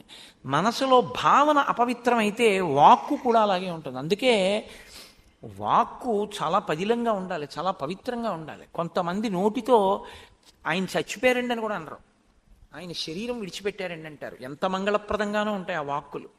అసలు ఆ నోటి వెంట మీరు చాలా పరుషమైనటువంటి మాట విందాము అంటే మీకు వినడం కుదరదు. ఎందుకంటే ఆయన నోటి వెంట రాదు ఆ వాక్కు. ఆయన ఎంత పరుషమైన సందర్భాన్ని కూడా అంత సరళంగా, అంత పవిత్రంగా, అంత మంగళప్రదంగా, అంత అందంగా మాట్లాడగలడు. ఎందుకంటే ఒకటే కారణం, వాక్కు అలా మనస్సు ఒకలా ఉండడం కారణం కాదు, ఆయన మనసు అలా ఉండడం వాక్కు అలా ఉండడానికి కారణం. కాబట్టి ఇక్కడికి ఎందుకు వచ్చావు, నాకు తెలుసుకోవాలి అని కుతూహలంగా ఉంది, ఏది చెప్పు, ఎందుకు చెప్పాలి నీకని అడిగితే ఆయన నీకెందుకు చెప్పాలి అని ఆయన అడగచ్చు, కానీ ఆయన అలా అడగడం. అంటే ఇక్కడ మహర్షి ఒక అద్భుతమైన మాట ముందు చెప్పారు రాముడి గురించి. చెప్పి ఆయన ఏం మాట్లాడుతున్నారో చెప్తున్నారంటే, ఈ సంఘటన జరగబోయే సందర్భాన్ని మీరు జాగ్రత్తగా పరిశీలనం చేయవలసి ఉంటుంది. మీరు ఎప్పుడు రామాయణాన్ని పరిశీలనం చేసినా నేను మీతో మనవి చేసేది ఏమిటంటే, చిలవలు పలవలు చేసిన వ్యాఖ్యానాలుగా చూడొద్దు. ఓ దాంట్లోంచి ఇంకా విపరీతమైనటువంటి అర్థాలన్నింటినీ తీసుకొచ్చేసే ప్రయత్నం చెయ్యొద్దు. అందుకోసం రామాయణం వచ్చిందని నేను నమ్మను. రామాయణం మిమ్మల్ని మీరు ఒక ఉత్తమమైనటువంటి మనుష్యుడిగా చక్కదిద్దుకోవడానికి వీలైన రీతిలో రామాయణంలో ఉండేటటువంటి వ్యక్తులను, వ్యక్తిత్వములను మీరు పరిశీలనం చేసే ప్రయత్నం చేయండి. రామావతార ప్రయోజనం కూడా అంతే. అందుకే దశవర్ష సహస్రాణి దశవర్ష శతానిచ, 11,000 ఏళ్ళు నేను ఉంటాను అనడానికి కారణం ఒక మనిషి ఎలా బ్రతకాలో నేర్పడం కోసం. మీరు రామాయణాన్ని అలాగే చూడవలసి ఉంటుందంటే. కాబట్టి అనృతం నహి రామస్య కదాచిదపి సమ్మతం విశేషేణాశ్రమస్తస్య సమీపే స్త్రీజనస్య చ. ఎంత చమత్కారమో చూడండి ఆ శ్లోకం. అనృతం నహి రామస్య కదాచిదపి సమ్మతం. రాముడు ఎన్నడూ అనృతము అంటే అసత్యమును మాట్లాడడానికి ఇష్టపడేటటువంటి వాడు కాడు. ఆయన ఇప్పుడు అసత్యం మాట్లాడరు, ఆయన సత్యమే మాట్లాడతారు. సత్యమే మాట్లాడాలి అంటే మీరు చారిత్రమునకు ప్రాధాన్యం ఇచ్చిన వారై ఉండాలి. మీ గురించి మీరు చెప్పుకోవడానికి మీరు భయపడని రీతిలో ఉంటే మీరు అసత్యం చెప్పవలసిన అవసరం ముందు రాదు. 1. 2, మీరు పశ్చాత్తాపానికి లోనయ్యి ఉంటే అసలు మీ గురించి పూర్వం ఏదైనా చెడు ఉంటే చెప్పుకోవడానికి మీరు భయపడరు. 2 ఈ 2 లేవనుకోండి, ఇంకా మీలో ఏదో రావలసిన మార్పు ఉంది అని గుర్తు. మీరు అలా ఆలోచించండి ఒకసారి. నేను గతంలో చెడ్డవాడినండి అంటే, చెడ్డవాడిని అంటే ఓ ఉదాహరణకి చెప్తున్నాను. ఏదో నేను 10 సంవత్సరాల క్రితం ఏవో తప్పులు చేసి ఉన్నవాడిని అనుకోండి. 11వ సంవత్సరంలో నాకు ఎవరో ఒక పెద్ద ఆయన కనపడ్డాడు అనుకోండి. ఆయనతో మాట్లాడేటప్పుడు ఏం చేస్తుండేవారు మీరు అని ఏమైనా అడిగారు అనుకోండి. నేను కొంచెం నిన్నను నా దగ్గరికి ఎవరో వచ్చారు, నేను కారు ఎక్కుతుంటే, నేను సంధ్యావందనం సరిగ్గా చేయట్లేదండి, నేను మీ ఉపన్యాసాలు విని రేపటి నుంచి సంధ్యావందనం ఖచ్చితంగా చెయ్యాలి అని నిర్ణయం చేసుకున్నాను. కుర్రాడు అతను, యువకుడు. నేను ఇక వేళ తప్పకుండా ప్రతిరోజు సంధ్యావందనం చేసి గాయత్రి చేసుకుంటాను అని చెప్పాడు. నేనన్నా నాకు ఇంతకన్నా ప్రీతికరమైన విషయం ఇంకోటి లేదు, చాలా సంతోషం. అతను మార్పు తెచ్చుకోవాలని ప్రయత్నం చేశాడు. మీరు అంతే చూడండి, అంతే. మీరు ఒకటి ఆలోచించండి, అసలు లోకంలో పాపము చెయ్యడం అనేటటువంటిది లేకపోతే ఈశ్వరుడు గురువు అక్కర్లేదు. మీరు ఒకసారి ఆలోచించండి జాగ్రత్తగా. తప్పు చెయ్యకుండా ప్రతివాడు ఉంటే గురువుగారు ఈశ్వరుడు అక్కర్లేదు. అది చేసే అలవాటు ఉంది కాబట్టే ఇంద్రియాల్ని మనసుని లొంగ తీసుకోలేకపోయాడు కాబట్టే గురువుగారు ఈశ్వరుడు కావలసి వచ్చారు. కాబట్టి గురువు ఆ కోణంలో కూర్చోవాలి. ఎప్పుడు కూర్చున్నా చిచి చిచి చిచి చిచి నీలాంటి వాడు నా దగ్గరికి వస్తే ఎలాగ అనకూడదు, నువ్వు మార్చుకో అని చెప్పాలి. ఈశ్వరుడు ఎవరి కోసం అండి? పడిపోయిన వాడిని పైకెత్తడానికే ముందుంటాడు. కానీ ఒక్కటి, మీరు పశ్చాత్తాపడితే, మీరు అరేరే నేను చేసినది తప్పే, నేను ఇలా ఎందుకు చేసి ఉన్నాను, నేను ఇలా చేయకూడదు అనుకున్న క్షణంలో మీరు కింద పడతారు. నేను మొన్న మీతో చెప్పింది అదే. నేల మీద పడడం అంటే ఇంకంతకన్నా పడ్డానికి ఏం లేదు, ఇంకంతకన్నా కింద పడ్డానికి. అంత పడ్డవాణ్ణని చెప్పడానికి పడిపోతే పైకి ఎత్తుతారా వదిలేస్తారా? ఆయన వంగుతాడు. ఇప్పుడు గురువుగారు వంగి ఆయుష్మాన్ భవ శివో రక్షతు, లేవండి లేవండి అంటాడు. మిమ్మల్ని శివుడు రక్షిస్తాడు. మీ పశ్చాత్తాపానికి మీరు రక్షింపబడతారు. ఇది చెప్పడానికి గురువుగారు ఉన్నారు. గురువుగారు కూడా మీ తప్పులే చూడ్డానికి కూర్చుంటే ఆయన గురువు కాడు, మీకు బరువు. ఆయన గురువు కాలేడు. మీ తప్పులను చూసి మీరు ఇంకా అలా తప్పులతోనే ఉంటారు. మీరు ఆదరించాలంటే గురువుగారిని ఆ తప్పు పట్టకూడదు. అప్పుడు మీరు పశ్చాత్తాపం పొందితే గురువుగారు మిమ్మల్ని పైకెత్తడానికే సిద్ధంగా ఉంటారు. ఎందుకో తెలుసా అండి? మీలో వచ్చిన మార్పు గురువుగారికి సంతోషహేతు, మీలో వచ్చిన మార్పు ఈశ్వరునకు సంతోషహేతు తప్ప అది లేకపోతే మీరు ఒకటి గుర్తుపెట్టుకోండి, ఈశ్వరుడికి నమ శివాభ్యాం అశుభాపహాభ్యాం అని అనవలసినటువంటి అవసరం లేదు. ఆయన ఇంకా ఎప్పుడో కర్మాకర్మ ఫలప్రదాతగా అలా ఏదో జడ్జి గారిలా కూర్చుని తప్పు చేసావు శిక్షేస్తాను, పుణ్యం చేసావు ఫలితం ఇస్తాను అనడం తప్ప అసలు ఆయనకి క్షమించడం అన్న ఉదారగుణం లేదనుకోండి. అప్పుడు ఇంకా ఈశ్వరుడు ఏం చేస్తాడండి? మీరు చేసిందని మీరు ఫలితం పొందితే ఈశ్వరుడి కన్నా కర్మ గొప్పదై కూర్చుంటుంది. కర్మ గొప్పదా మనసు గొప్పదా అంటే కర్మ కన్నా మనసే గొప్పదవుతుంది. మీరు చేసిన దానికి, మీరు చేసిన కర్మ, మీరు చేసిన కర్మకి ఉపయోగించిన ఉపకరణముల కన్నా మీ యొక్క భక్తితో కూడిన మనస్సు గొప్ప అవుతాయి. మీరు ఒకసారి మారి ఈశ్వరుడి దగ్గర నిజాయితీగా కన్నుల నీరు పెట్టుకున్నారనుకోండి చాలు, ఈశ్వరుడు అక్కడికెత్తి కూర్చోబెడతాడు. ఎంత స్తోత్రం చేశాడు ధూర్జటిని కాళహస్తీశ్వర స్వామి దేవాలయంలో. ఇవాళ ఆయన దేవాలయం చుట్టూ ధూర్జటి పద్యాలు ఉన్నాయి. చెప్పండి నాకు. ధూర్జటిది కన్ఫెషన్ అంటే అరమరిక లేకుండా ఈశ్వరుడి దగ్గరికి వెళ్ళి చెప్పాడు ఆయన. రోషీరోయదు కామినీ జనుల తారుణ్యోరు సౌఖ్యంబులన్ బాసీబాయదు పుత్రమిత్ర ధన సంపద్భ్రాంతి వాంఛాలతల్ కోశీకోయదు నామనంబకట నీకున్ ప్రీతిగా సత్క్రియలు చేసి చేయదు దీని త్రుళ్ళన చవే శ్రీకాళహస్తీశ్వర అని అడిగాడు. ఉన్నది ఉన్నట్టు యథార్థాన్ని ఈశ్వరుడి దగ్గర చెప్పాడు కాబట్టే అష్టదిగ్గజాల్లో మిగిలినటువంటి వాళ్ళ పద్యాలు ఎక్కడో ఎప్పుడో ఏవో చెప్పుకుంటారేమో. ఏదో సంతోషానికి ఏవో మాట. పెద్దనగారు చాలా గొప్పవాడే అవ్వచ్చు, మనుచరిత్ర చాలా గొప్పదే అవ్వచ్చు. అటజని కంచ భూమి సురుడంబర తుంబి శిరస్సరజ్జరీ ముకుట ఏదో అని ఎంత గొప్ప పద్యాన్నైనా రచన చేయొచ్చు. శ్రీమదాంధ్ర కవితా పితామహా సర్వతోముఖాంక పంకజక్ష పాదాంబుజాధీన మానసిందిందిర నందవర పరవంశోత్తం చతకోపతాప ప్రసాదాదితా సాదిత చతుర్విధ కవితామ తల్లి కల్లసాని చొక్కయామాత్యపుత్ర పెద్ద నార్య ప్రణీతంబైన స్వారోచిష మను సంభవంబరు మహాప్రబంధంబు అని ఎంతైనా చెప్పుండొచ్చు. కానీ ధూర్జటి కాళహస్తీశ్వర శతకంతో తుల్యంగా భక్తి విషయంలో మనుచరిత్ర నిలబడగలదా? నిలబడదు. దానికి అలా ప్రతి వాళ్ళు ధూర్జటి కాళహస్తీశ్వర శతకం అంటే తెలుగు వాళ్ళ నోటి మీద ఒక్క పద్యమైనా వచ్చి ఉంటుంది. ఇది మనుచరిత్రలోంచి అలా ప్రతి పద్యం ఒక్క పద్యమైనా వచ్చి తెలుగు వాళ్ళు ఉంటారని మీరు చెప్పండి.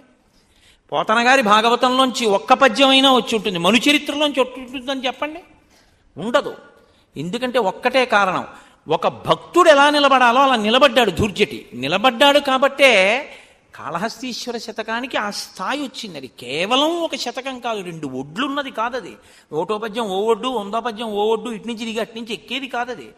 ప్రతి పద్యం కూడా మీ జీవితానికి సమన్వయం అయ్యేటటువంటి అత్యద్భుతమైనటువంటి ఆ వాంగ్మయ స్వరూపం అది. ఈశ్వరుడి దగ్గర అటువంటి స్తోత్రం చేశాడు మహానుభావుడు. కేవలం ఆయన్ని స్తుతి చేసిన వాళ్ళు చాలామంది ఉన్నారు శతకాల రూపంలో. నువ్వు ఇంద్రుడివి, నువ్వు చంద్రుడివి, నువ్వు ఉపేంద్రుడివి, ఈశ్వర అంత గొప్పవాడి, ఇంత గొప్పవాడిని ఎంతమంది రాశారు. ఈశ్వరా నా ఎంది దోషాలున్నాయి, నన్ను ఎలా ఉద్ధరిస్తావు, నేను చేసినదేం లేదు అని చెప్పినవాడు ఎవడైనా ఉంటే అంత నిజాయితీగా చెప్పుకున్నాడు. శ్రీశైలేషు భజింతునో యభవు కాంచీనాథు సేవింతునో కాశీవల్లభు కల్వబోతునో మహాకాళేషు పూజింతునో నా శీలం బణువైన మేరువణుచున్ రక్షింపవే నీ కృపా శ్రీ శృంగార విలాసహాసములచే శ్రీకాళహస్తీశ్వర అని చెప్పుకున్నాడు. అంత మాత్రం చేత నేను అలసాని పెద్దన గారిని ఎంత మాత్రమూ తక్కువ చేయట్లేదు. మహానుభావుడు. ఆయన ఆయన స్థాయి ఆయనది. ఎదురైనచో కవి గండపిండేరమునకి వెతగునని తానే పాదమున తొడగ ఎదురైనచో తన మదకరీంద్రము డిగ్గి కేలూతనొసగి ఎక్కించుకొని బిరుదైన కవి గండ పెండేరమునకీవె తగునని తానే పాదమున తొడగే గోకట గ్రామాజ్యనేకాగ్రహారంబులడిగిన సీమలు అందునిచ్చే ఆంధ్ర కవితా పితామహ అల్లసాని పెద్ద నామాచ్య అని నన్ను పిలుచునట్టి కృష్ణరాయలతోడ దివికేగలేక బ్రతికియున్నాడ జీవచ్ఛవంబునగుచు అని అత్యంత కృతజ్ఞతతో మహానుభావుడు చెప్పుకున్నాడు. నేను ఆ కోణంలో ఆయన్ని విమర్శ చేయట్లేదు. అటువంటి మహానుభావుని విమర్శ చేయడానికి నేను ఎంతటి వాడిని. నేను అన్నది ఈశ్వరుడి ముందు నిలబడి మీరు ఒక భక్తుడిగా నిలబడ్డం అంటే కన్ఫెషన్. మీరు ఈశ్వరుడితో మాట్లాడేటప్పుడు మీ లోపాలని, మీ తప్పుని, మీరు దేన్ని దాటలేకపోతున్నారో, ఎందుకైనా మీ అనుగ్రహం కావాలో మీరు మనసు విప్పి సర్వేశ్వరుడితో చెప్పుకోలేకపోతే ఇంకా మిమ్మల్ని ఉద్ధరించగలిగిన వాడన్నవాడు లోకంలో ఎవరుంటారండి? అసలు పదార్థం అక్కడుంది, ఉపయోగించుకోనప్పుడు మీకు ఎలాగ ఈశ్వరుడి యొక్క అనుగ్రహం కలుగుతుంది? అమ్మ అన్నం అంటే వండగలదేమో కానీ మీరు తినకపోతే ఆకలి ఎలా తీరుతుంది? ఈశ్వరుడు ఎదురుగుండా వచ్చి నిలబడగలడేమో కానీ మీరు ఆయన్ని నా దగ్గర ఈ దోషం ఉంది ఈశ్వరా దీన్ని తీసేయని మీరు అడగకపోతే ఆయన ఎలా తీయగలడు మీకు? కాబట్టి అది మీరు గమనించవలసి ఉంటుంది. అది భక్తికి సంబంధించినటువంటి ఒక గొప్ప విశేషం. ఆ పశ్చాత్తాపం చాలా గొప్పది. ఆ పశ్చాత్తాపం అనేటటువంటిది ఉన్నా వాడు తన తప్పు చెప్పుకోవడానికి భయపడడు. ఒకప్పుడండి ఎంత నేరం చేశాననుకుంటున్నారు? లేరనుకుంటున్నారా మీరు?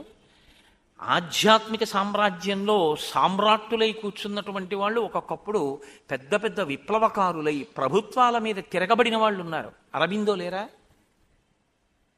అరబిందో ఒకప్పుడు చాలా కాలం కారాగారంలో మగ్గిపోయినటువంటి మనిషి. అరబిందో జీవిత చరిత్ర చదివితే మీరు ఆశ్చర్యపోతారు. అటువంటి వ్యక్తి ఎటువంటి స్థాయికి చేరుకున్నారు? ఆయన ఏం దాచుకోలేదే. అది గతం. అలా అదొక జీవితం. ద్విజహ, ఇదొక పుట్టుక. పశ్చాత్తాపం కలిగితే నీ గతంలో చెడు చెప్పడానికి భయపడవు. నీ చారిత్రం మంచిదైతే అసలు నీ గురించి చెప్పుకోవలసిన అవసరం నీకుండదు. నేను ఎంతటి వాడినంటే చెప్పుకోవడానికి అంటావు. ఈ రెండూ లేకపోతే ఇంకా నీలో రావలసిన మార్పు ఏదో ఉందని గుర్తు.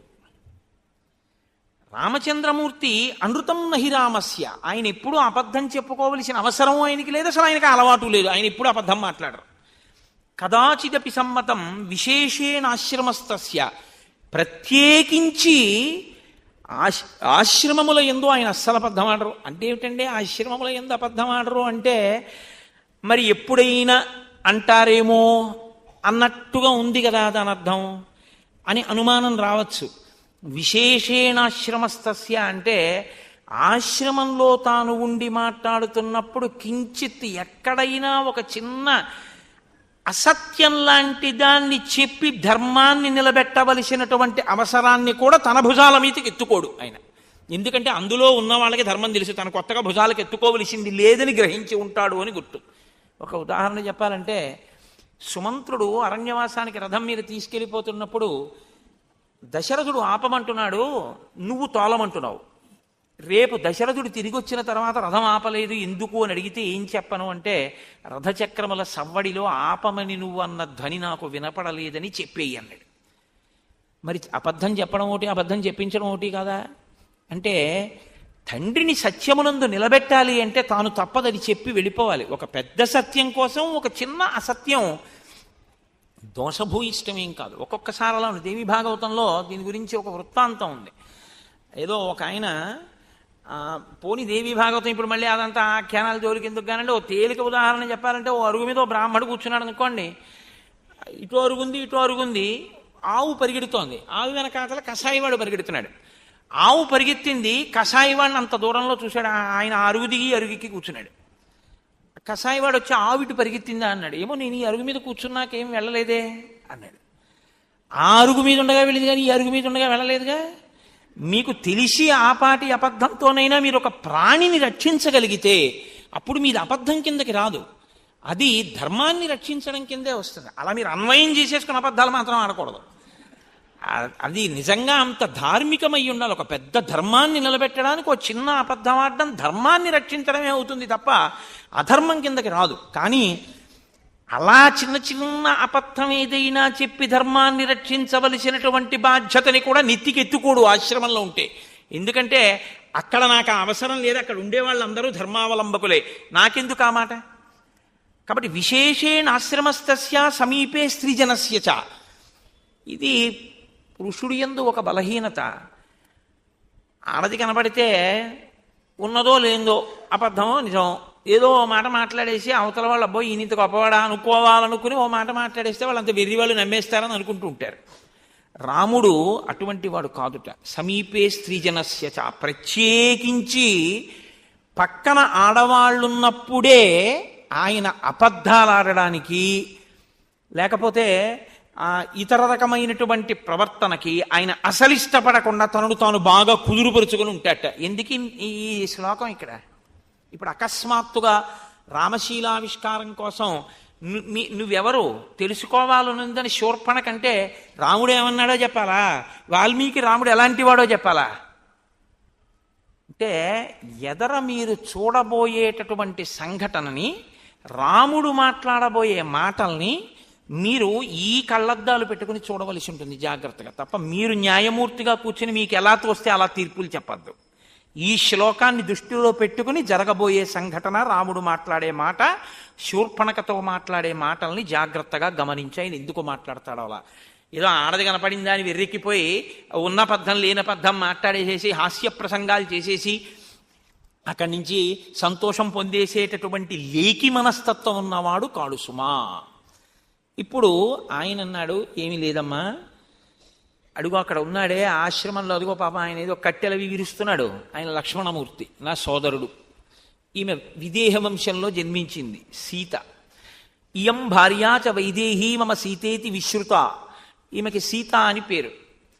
మేము ముగ్గురం కలిసి, నా తండ్రి దశరథ మహారాజు, మా తల్లి కైకమ్మ మమ్మల్ని వనవాస దీక్ష తీసుకోవాలి అని ఆజ్ఞాపిస్తే మేము ఈ వనవాసానికి వచ్చాం. అంతకన్నా ఇంకా రాముడు ఏం చెప్పలేదు.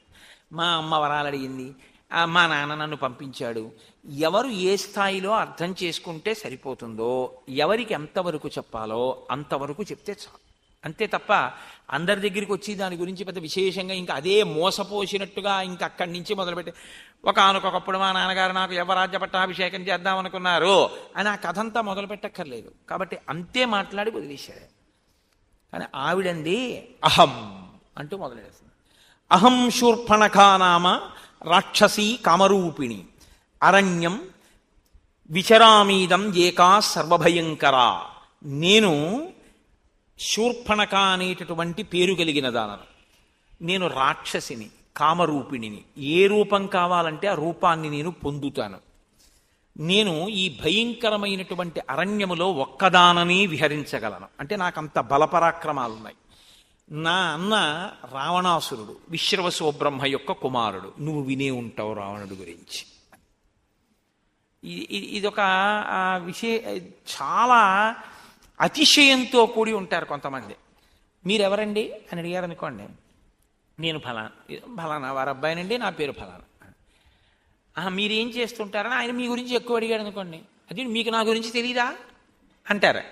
నా గురించి తెలీదా అంటే మీకు తెలిసి ఉండాలి నేనంత ఖ్యాతి వహించిన వాడిని ఒక అతిశయం అన్నమాట. రావణుడి గురించి తెలీదా అంటే ఇంకా రావణుడి వల్ల నువ్వు ఏడవలేదా? వాడు చేసే పని ఉంది ఇంకోళ్ళని ఏడిపించడమేగా. రావణుడు అంటే లోకరావణుడు. కాబట్టి ఆ రావణుడి గురించి నీకు తెలీదా?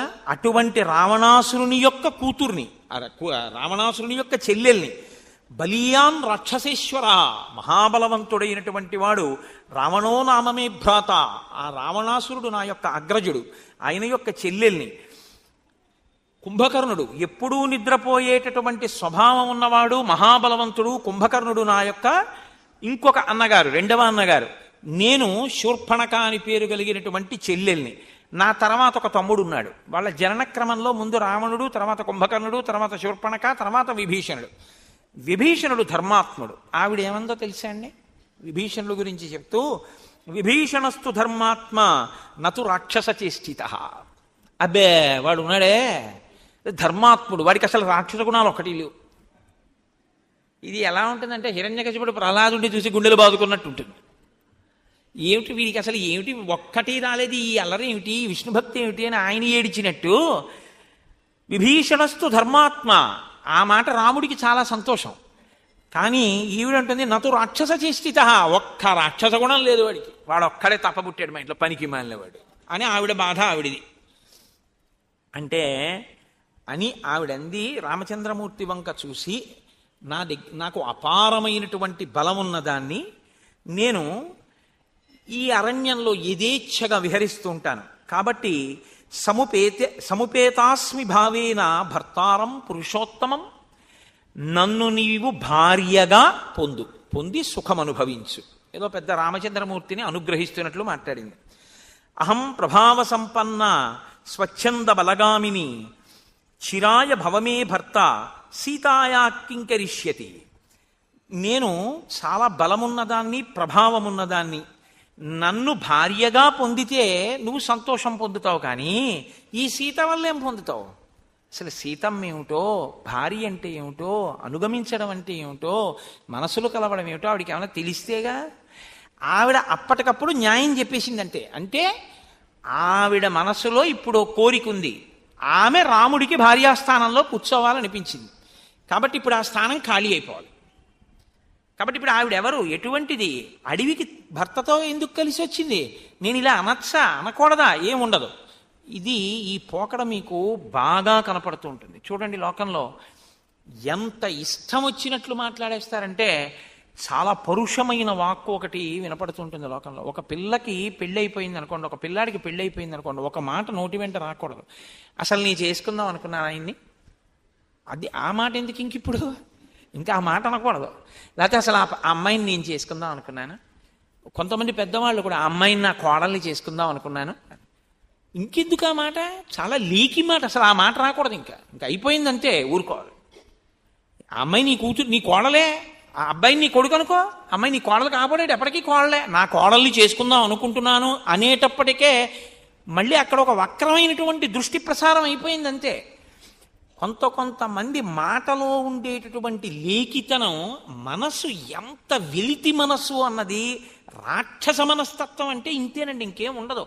రాక్షసులంటే శూర్పణఖ అంటే ఏదో పెద్ద హడావిడి అనుకోకండి, మీలోకి శూర్పణఖ రాకుండా చూసుకోండి. మీలోకి అంటే నువ్వంత పెరిగిపోయావా అని అనుకోకండి. మీలో అన్న మాట ఎందుకంటున్నానంటే, మీరు తొలగించుకోగలిగినటువంటి స్థితిలో ఉన్నటువంటి ఉదాత్తులు నేను అంత తేలిగ్గా పోగొట్టుకోగలిగినంత సాధనలో ఉన్నవాడిని కాను, కాబట్టి మీతో పోల్చుకోవడానికి ఇష్టం లేక నన్ను మీతో కలుపుకోలేదంతే. ఆ విషయంలో మీకన్నా నేను తక్కువ వాడిని అనుసమండి.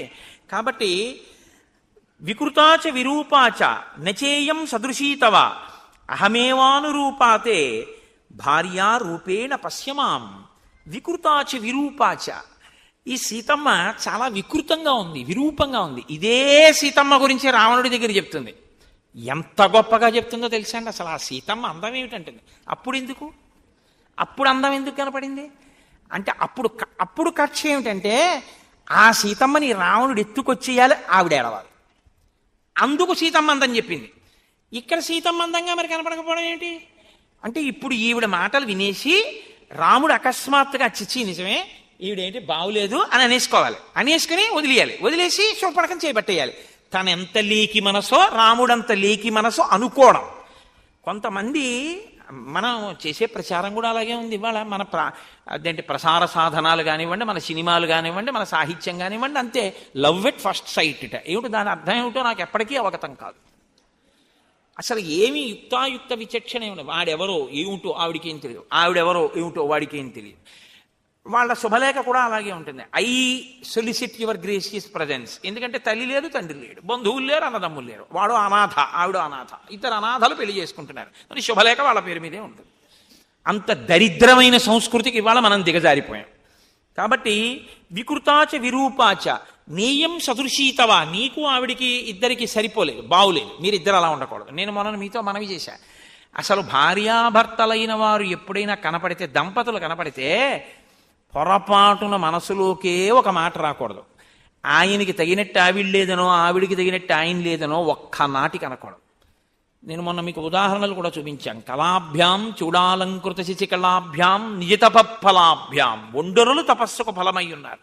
తగునీ చక్రి విదర్భరాజసుతకున్ తథ్యంబు వైదర్భ్యం తగునీ చక్రికి ఇంత మంచి తగునే దాంపత్యమీ ఇద్దరిన్ తగులంగట్టిన బ్రహ్మ నేర్పరి కదా. కాబట్టి ఒండరులు తగి ఉన్నారు అన్నమాట మనం అనాలి. ఆవిడంటోంది నీకు ఈవిడ తగినది కాదు, మీ ఇద్దరికీ బావులేదు, ఆ దాంపత్యం చూడ్డానికి అందంగా లేదు ఈ సీత, కాబట్టి అహమేవానురూపాతే నేనైతే నీ పక్కన బాగుంటా. భార్య రూపేణ పశ్యమాం, కాబట్టి నీవు నన్ను భార్యగా స్వీకరిస్తే చాలా అందంగా ఉంటుంది. ఇమాం విరూపమసతీం కరాళాం నిర్ణతోదరీం అనేనతే సహభ్రాత్ర భక్షయిష్యామి మనుషీం. ఈవిడికి అసలు సీతమ్మ గురించి ఏం తెలిసని ఇన్ని సర్టిఫికెట్లు ఇచ్చేసిందో మనకు అవగతం కాదు. ఇది శూర్పణఖయందే అనుకోకండి. ఏమిటో తెలుసున్నట్టు ప్రతి వాడి గురించి అదే పనిగా అసలు ఎవరినైనా మీరు పరిచయం చేయగానే ప్రిజుడీస్ అని ఒకటి ఉంటుంది. రైల్లో ఎదురుగుండా వచ్చి ఎవరో ఒక ఆయన కూర్చుంటాడు, కూర్చోగానే పెట్టి జాగ్రత్త అంటాడు వీడు.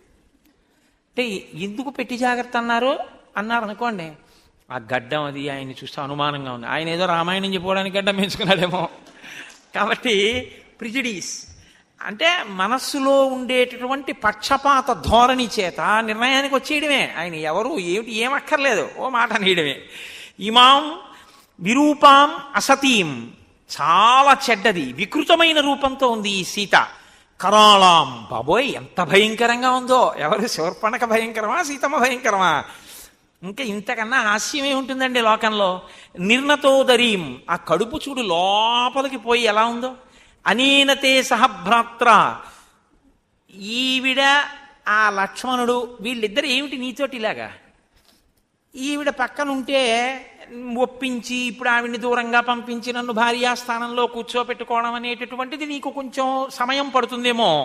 అంత సమయం నేను ఎదురు చూడడానికి సిద్ధంగా లేను. కాబట్టి ఏం చేస్తానంటే ఈ గొడవ వదిలిపోతే నన్ను స్వీకరిద్దాం అనుకుంటున్నాం. ఆ రాముడి చూపులు ఆవిడకి అంతే అర్థమయ్యాయి అనుకోవాలి.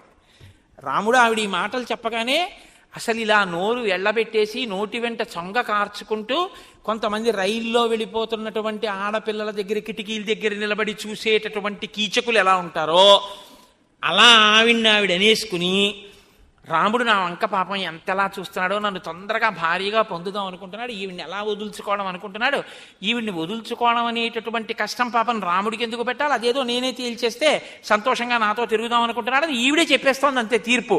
భక్షయిష్యామి మానుషీం, దానికంత పెద్ద నువ్వేం కంగారు పడక్కర్లేదు, నేను తినేస్తాను వీళ్ళిద్దరిని, నేను తినేస్తాను, అప్పుడు నువ్వు నాతో సంసారం చేద్దు. ఆ తర్వాత ఈమె తినేస్తుందేమో కూడా అనుమానం. కాబట్టి తథ పర్వత శృంగాని వనాని వివిధాని చ పశ్యన్ సహ మయా కాంత దండకాన్ విచరిష్యతి. ఆ తర్వాత వీళ్ళిద్దరిని తినేయగానే మన ఇద్దరం ఏం చేయాలో తెలుసా, ఇంకా హనీమూన్కి బయలుదేరడమే. తథ పర్వత శృంగాని, పర్వత శిఖరముల మీద మన ఇద్దరం కలిసి వనాని వివిధాని చ, వివిధమైనటువంటి వనాల్లో పశ్యన్ సహ మయా కాంత, నాతో కలిసి దండకాన్ విచరిష్యతి, చక్కగా ఈ దండకారణ్యం అంతా మనం విహరిద్దాం. కాబట్టి నేను వీళ్ళిద్దరిని తినేస్తాను. ఇప్పుడు మీరు ఈ మాటల చేత ఏమి తెలుసుకోవలసి ఉంటుందంటే, అసలు ఆవిడ ఇప్పుడు రాముడు ఏం చెప్పినా వినడానికి సిద్ధంగా లేదు. విపరీతమైనటువంటి కామోద్రేకంతో, భావన వ్యగ్రతతో ఉంది. లోకంలో ఆడదాని యొక్క మనస్సుని సముద్రంతో పోలుస్తారు, పురుషుడి యొక్క మనస్సుని పర్వతంతో పోలుస్తారు. ఎందుకంటే క్రూర మృగాలు కానివ్వండి, ఎలకలు కానివ్వండి, పాములు కానివ్వండి, ఎన్ని అందులో చేరినా స్థిరంగా ఆయన నిలబడవలసి ఉంటుంది. సముద్రం బడబాగ్నిని కడుపులో పెట్టుకుంటుంది, పైకి గంభీరంగా ఉంటుంది. ఆడది ఎంత కష్టం ఉండనివ్వండి, పైకి సంసారంలో భర్తని వీధిలో పడేయకుండా లాక్కొస్తుంది సంసారాన్ని. వజ్రాలు కూడా కడుపులోనే ఉంటాయి, కానీ ఆవిడ మాత్రం ఎప్పుడూ పైకి గంభీరంగానే ఉంటుంది. అలా ఇప్పుడు ఈ ఆడదానితో నోర్మోయ్ ఏమిటి మాట్లాడినాడు అనుకోండి, ఇంత భావన వ్యగ్రత ఎటువైపుకు పెడుతుందో, వెళ్ళి ఇది ఏ స్థితిని తీసుకొస్తుందో. ఒక ఆడదానితో అంత పరుషంగా మాట్లాడడం ఎందుకు? మహర్షి చెప్తున్నారుగా, సమీపే స్త్రీజనస్యచ, ఆడది పక్కనున్నప్పుడు ఆడదానితో మాట్లాడేటప్పుడు రాముడు బహుధా జాగ్రత్తగా ఉంటాడు. ఇది ఆయన దృష్టికోణం.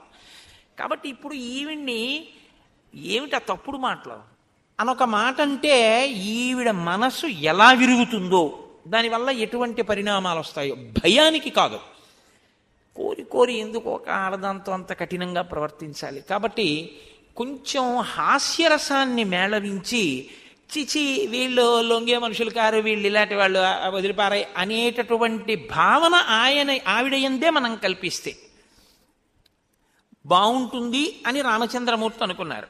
అందుకని ఆయన అన్నారు, స్వచ్ఛయా శ్లక్షణయా వాచ స్మితపూర్వమథాబ్రవీత్. ఆయన మహర్షి చెప్పేటప్పుడే చెప్తున్నారు, స్వచ్ఛయ, పరిశుద్ధమైనటువంటి వాక్కు. ఆ వాక్కులో అవతల వారిని ఖేద పెట్టాలి అన్న ఉద్దేశం లేదు. అవతల వాళ్లతో విరసం ఎక్కువైన సరసమాడాలనేటటువంటి హృదయం ఉన్నవాడు కాడు. ఆయన హృదయం ఏమిటంటే ఆవిడ మనసు గాయపడకుండా పంపించేద్దాం. అందుకని ఇప్పుడు మృదువైన మాట, స్వచ్ఛమైనటువంటి మాట, స్మితపూర్వమథాబ్రవీత్, ఒక చిన్న చిరునవ్వుతో ఆయన మాట్లాడారు. ఆయన అన్నారు, కృతదారోస్మి భవతి భార్యేయం దయితా మమ త్వద్విధానాం తు నారీణాం సుదుఃఖ ససపత్నత.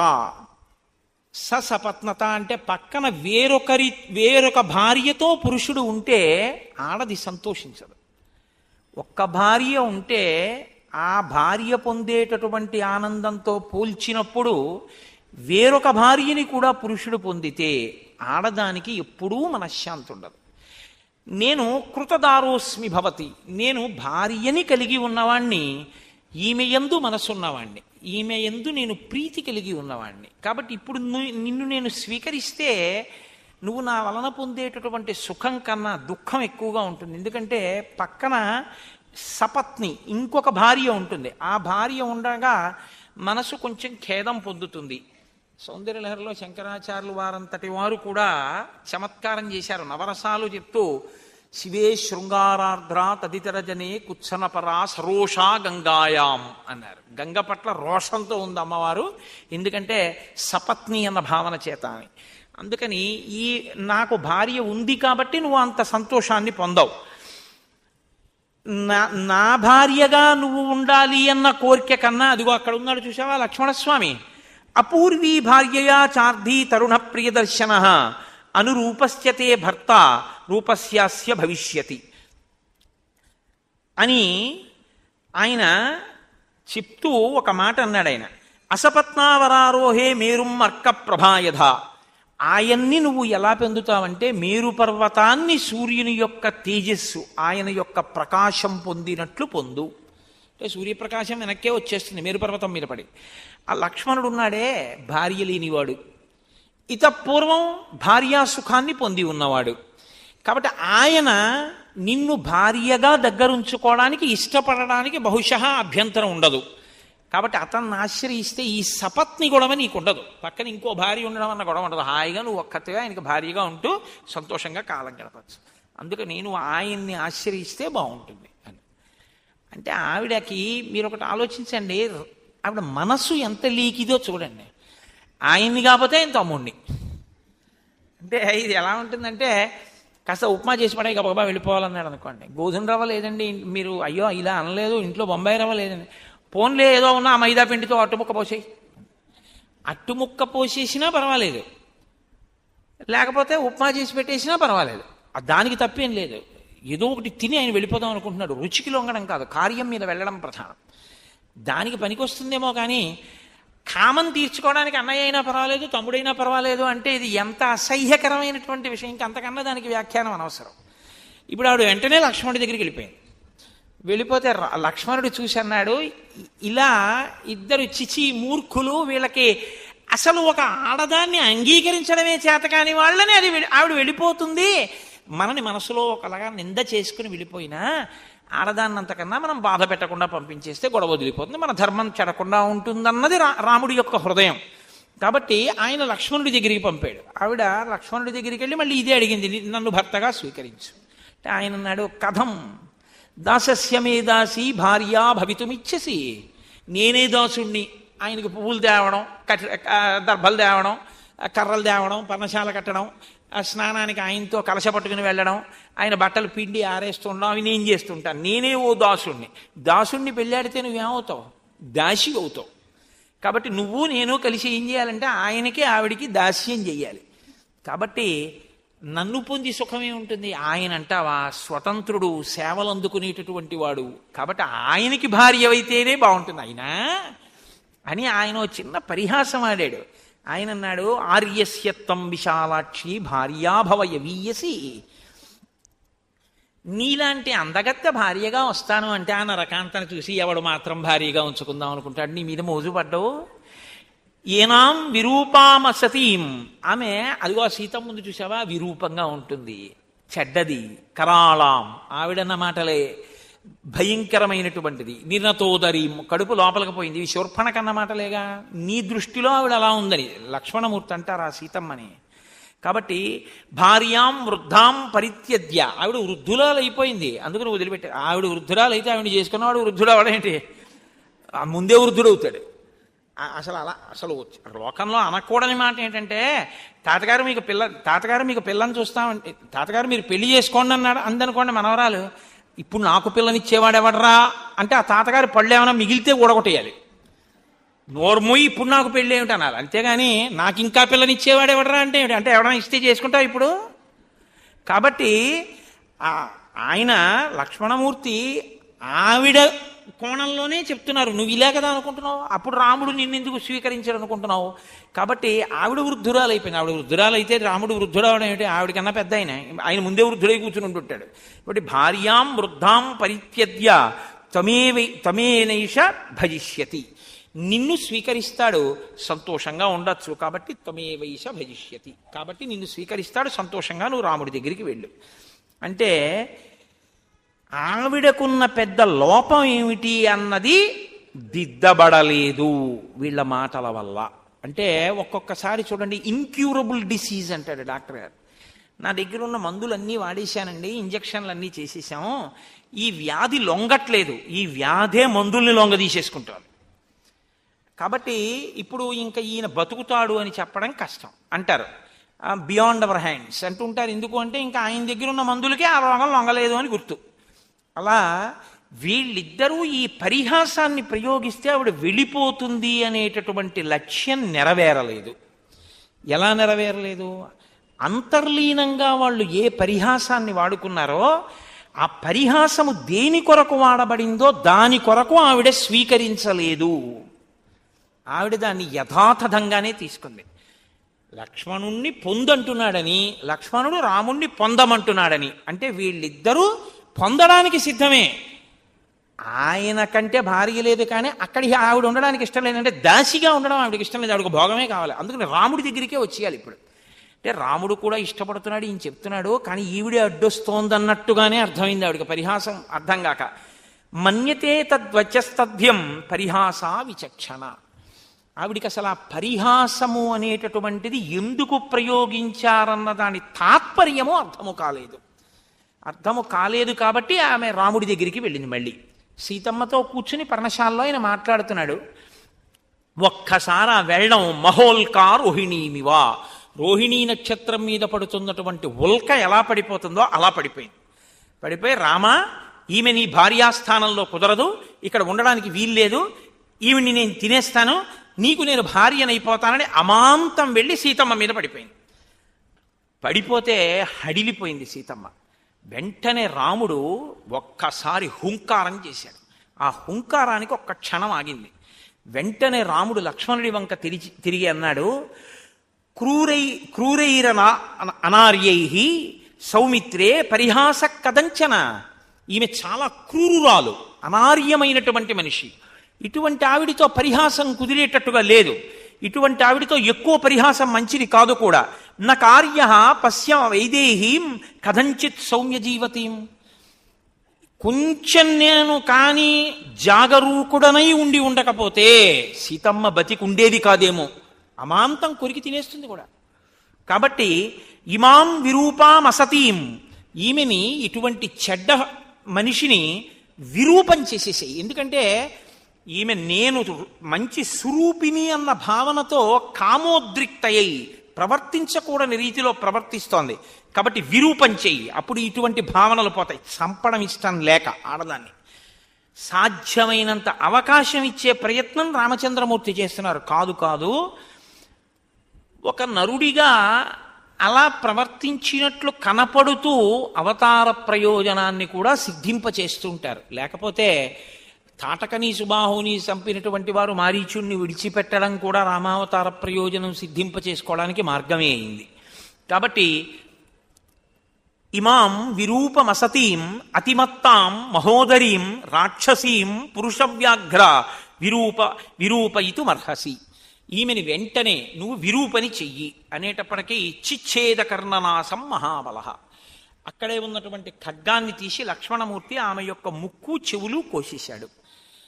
ముక్కు చెవులు కోసేస్తే చాలా విరూపంగా ఉంటారు కదండి. చెవులు అనేటటువంటివి ఏదో కళ్ళజోడు పెట్టుకోవడానికి బాగుండేవిలా ఉంటాయి అనిపిస్తుందేమో, కానీ నేను ఒకసారి రైల్లో వెళ్తున్నప్పుడు నేను నిద్రపోతుండగా లోయర్ బెర్త్లో ఉండగా పక్క బెర్త్లోకి ఎవరో రాత్రి వేళ ఏదో జాయినింగ్ ఎట్ సో స్టేషన్స్ ఉంటారు కదా, వచ్చి పడుకున్నారు. అయిపోయిందా, దుప్పటి కప్పారు, పడుకోబెట్టారు. ఆ మర్నాడు నేను ఉదయం నిద్ర లేచి మొహం గడుక్కుని కూర్చున్నాను. సికింద్రాబాద్లో దిగిపోవాలి. సికింద్రాబాద్ అంటే ఎంతసేపు పడుతుంది, గోదావరి ఎక్స్ప్రెస్.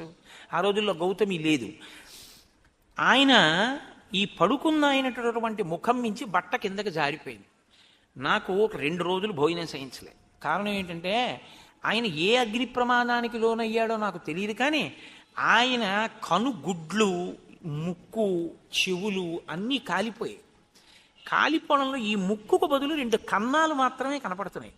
ఈ చెవులు తీసేసి వీటి బదులు ఇక్కడ 2 కన్నాలు కనపడుతున్నాయి. నాకు విరూపం పొందడం, ముక్కు చెవులు కొయ్యడం అంటే ఎంత వికృతంగా ఉంటారో, ఎంత ఇక వెళ్ళి ఎవరి దగ్గర నేను అందగత్తెనని చెప్పుకోకుండా ఉండడానికి లక్ష్మణుడు విరూపవతిని ఎందుకు చెయ్యవలసి వచ్చిందో, ఎందుకు ముక్కు చెవులు కోశాడో అప్పుడు అర్థమైంది. ఆ ముక్కు చెవులు పోతే అంత విరూపాన్ని పొందుతారు, కానీ ప్రాణం మాత్రం పోదు. ఏదో వైటల్ ఆర్గాన్ని తీసేసినట్టుగా మాత్రం కాదు. ఎందుకంటే ముక్కు కోసేసినంత మాత్రాన ఊపిరాడకపోదు, చెవులు తీసేసినంత మాత్రాన వినపడవలసినవి వినపడకుండా ఉండవు. ఇక నుంచి కనీసం ఆవిడ ఈ మాట అనకూడదు, జాగ్రత్తగా వినాలి, జాగ్రత్తగా చూస్తూ ఉండాలి, జాగ్రత్తగా వాసనలు గ్రహిస్తూ ఉండాలి తప్ప ఇష్టం వచ్చినట్టు. ప్రధాన ప్రయోజనం ఒక్కటే, స్పష్టంగా రాముడు చెప్తున్నాడు, విరూపను చెయ్యి, చంపమని చెప్పలేదు.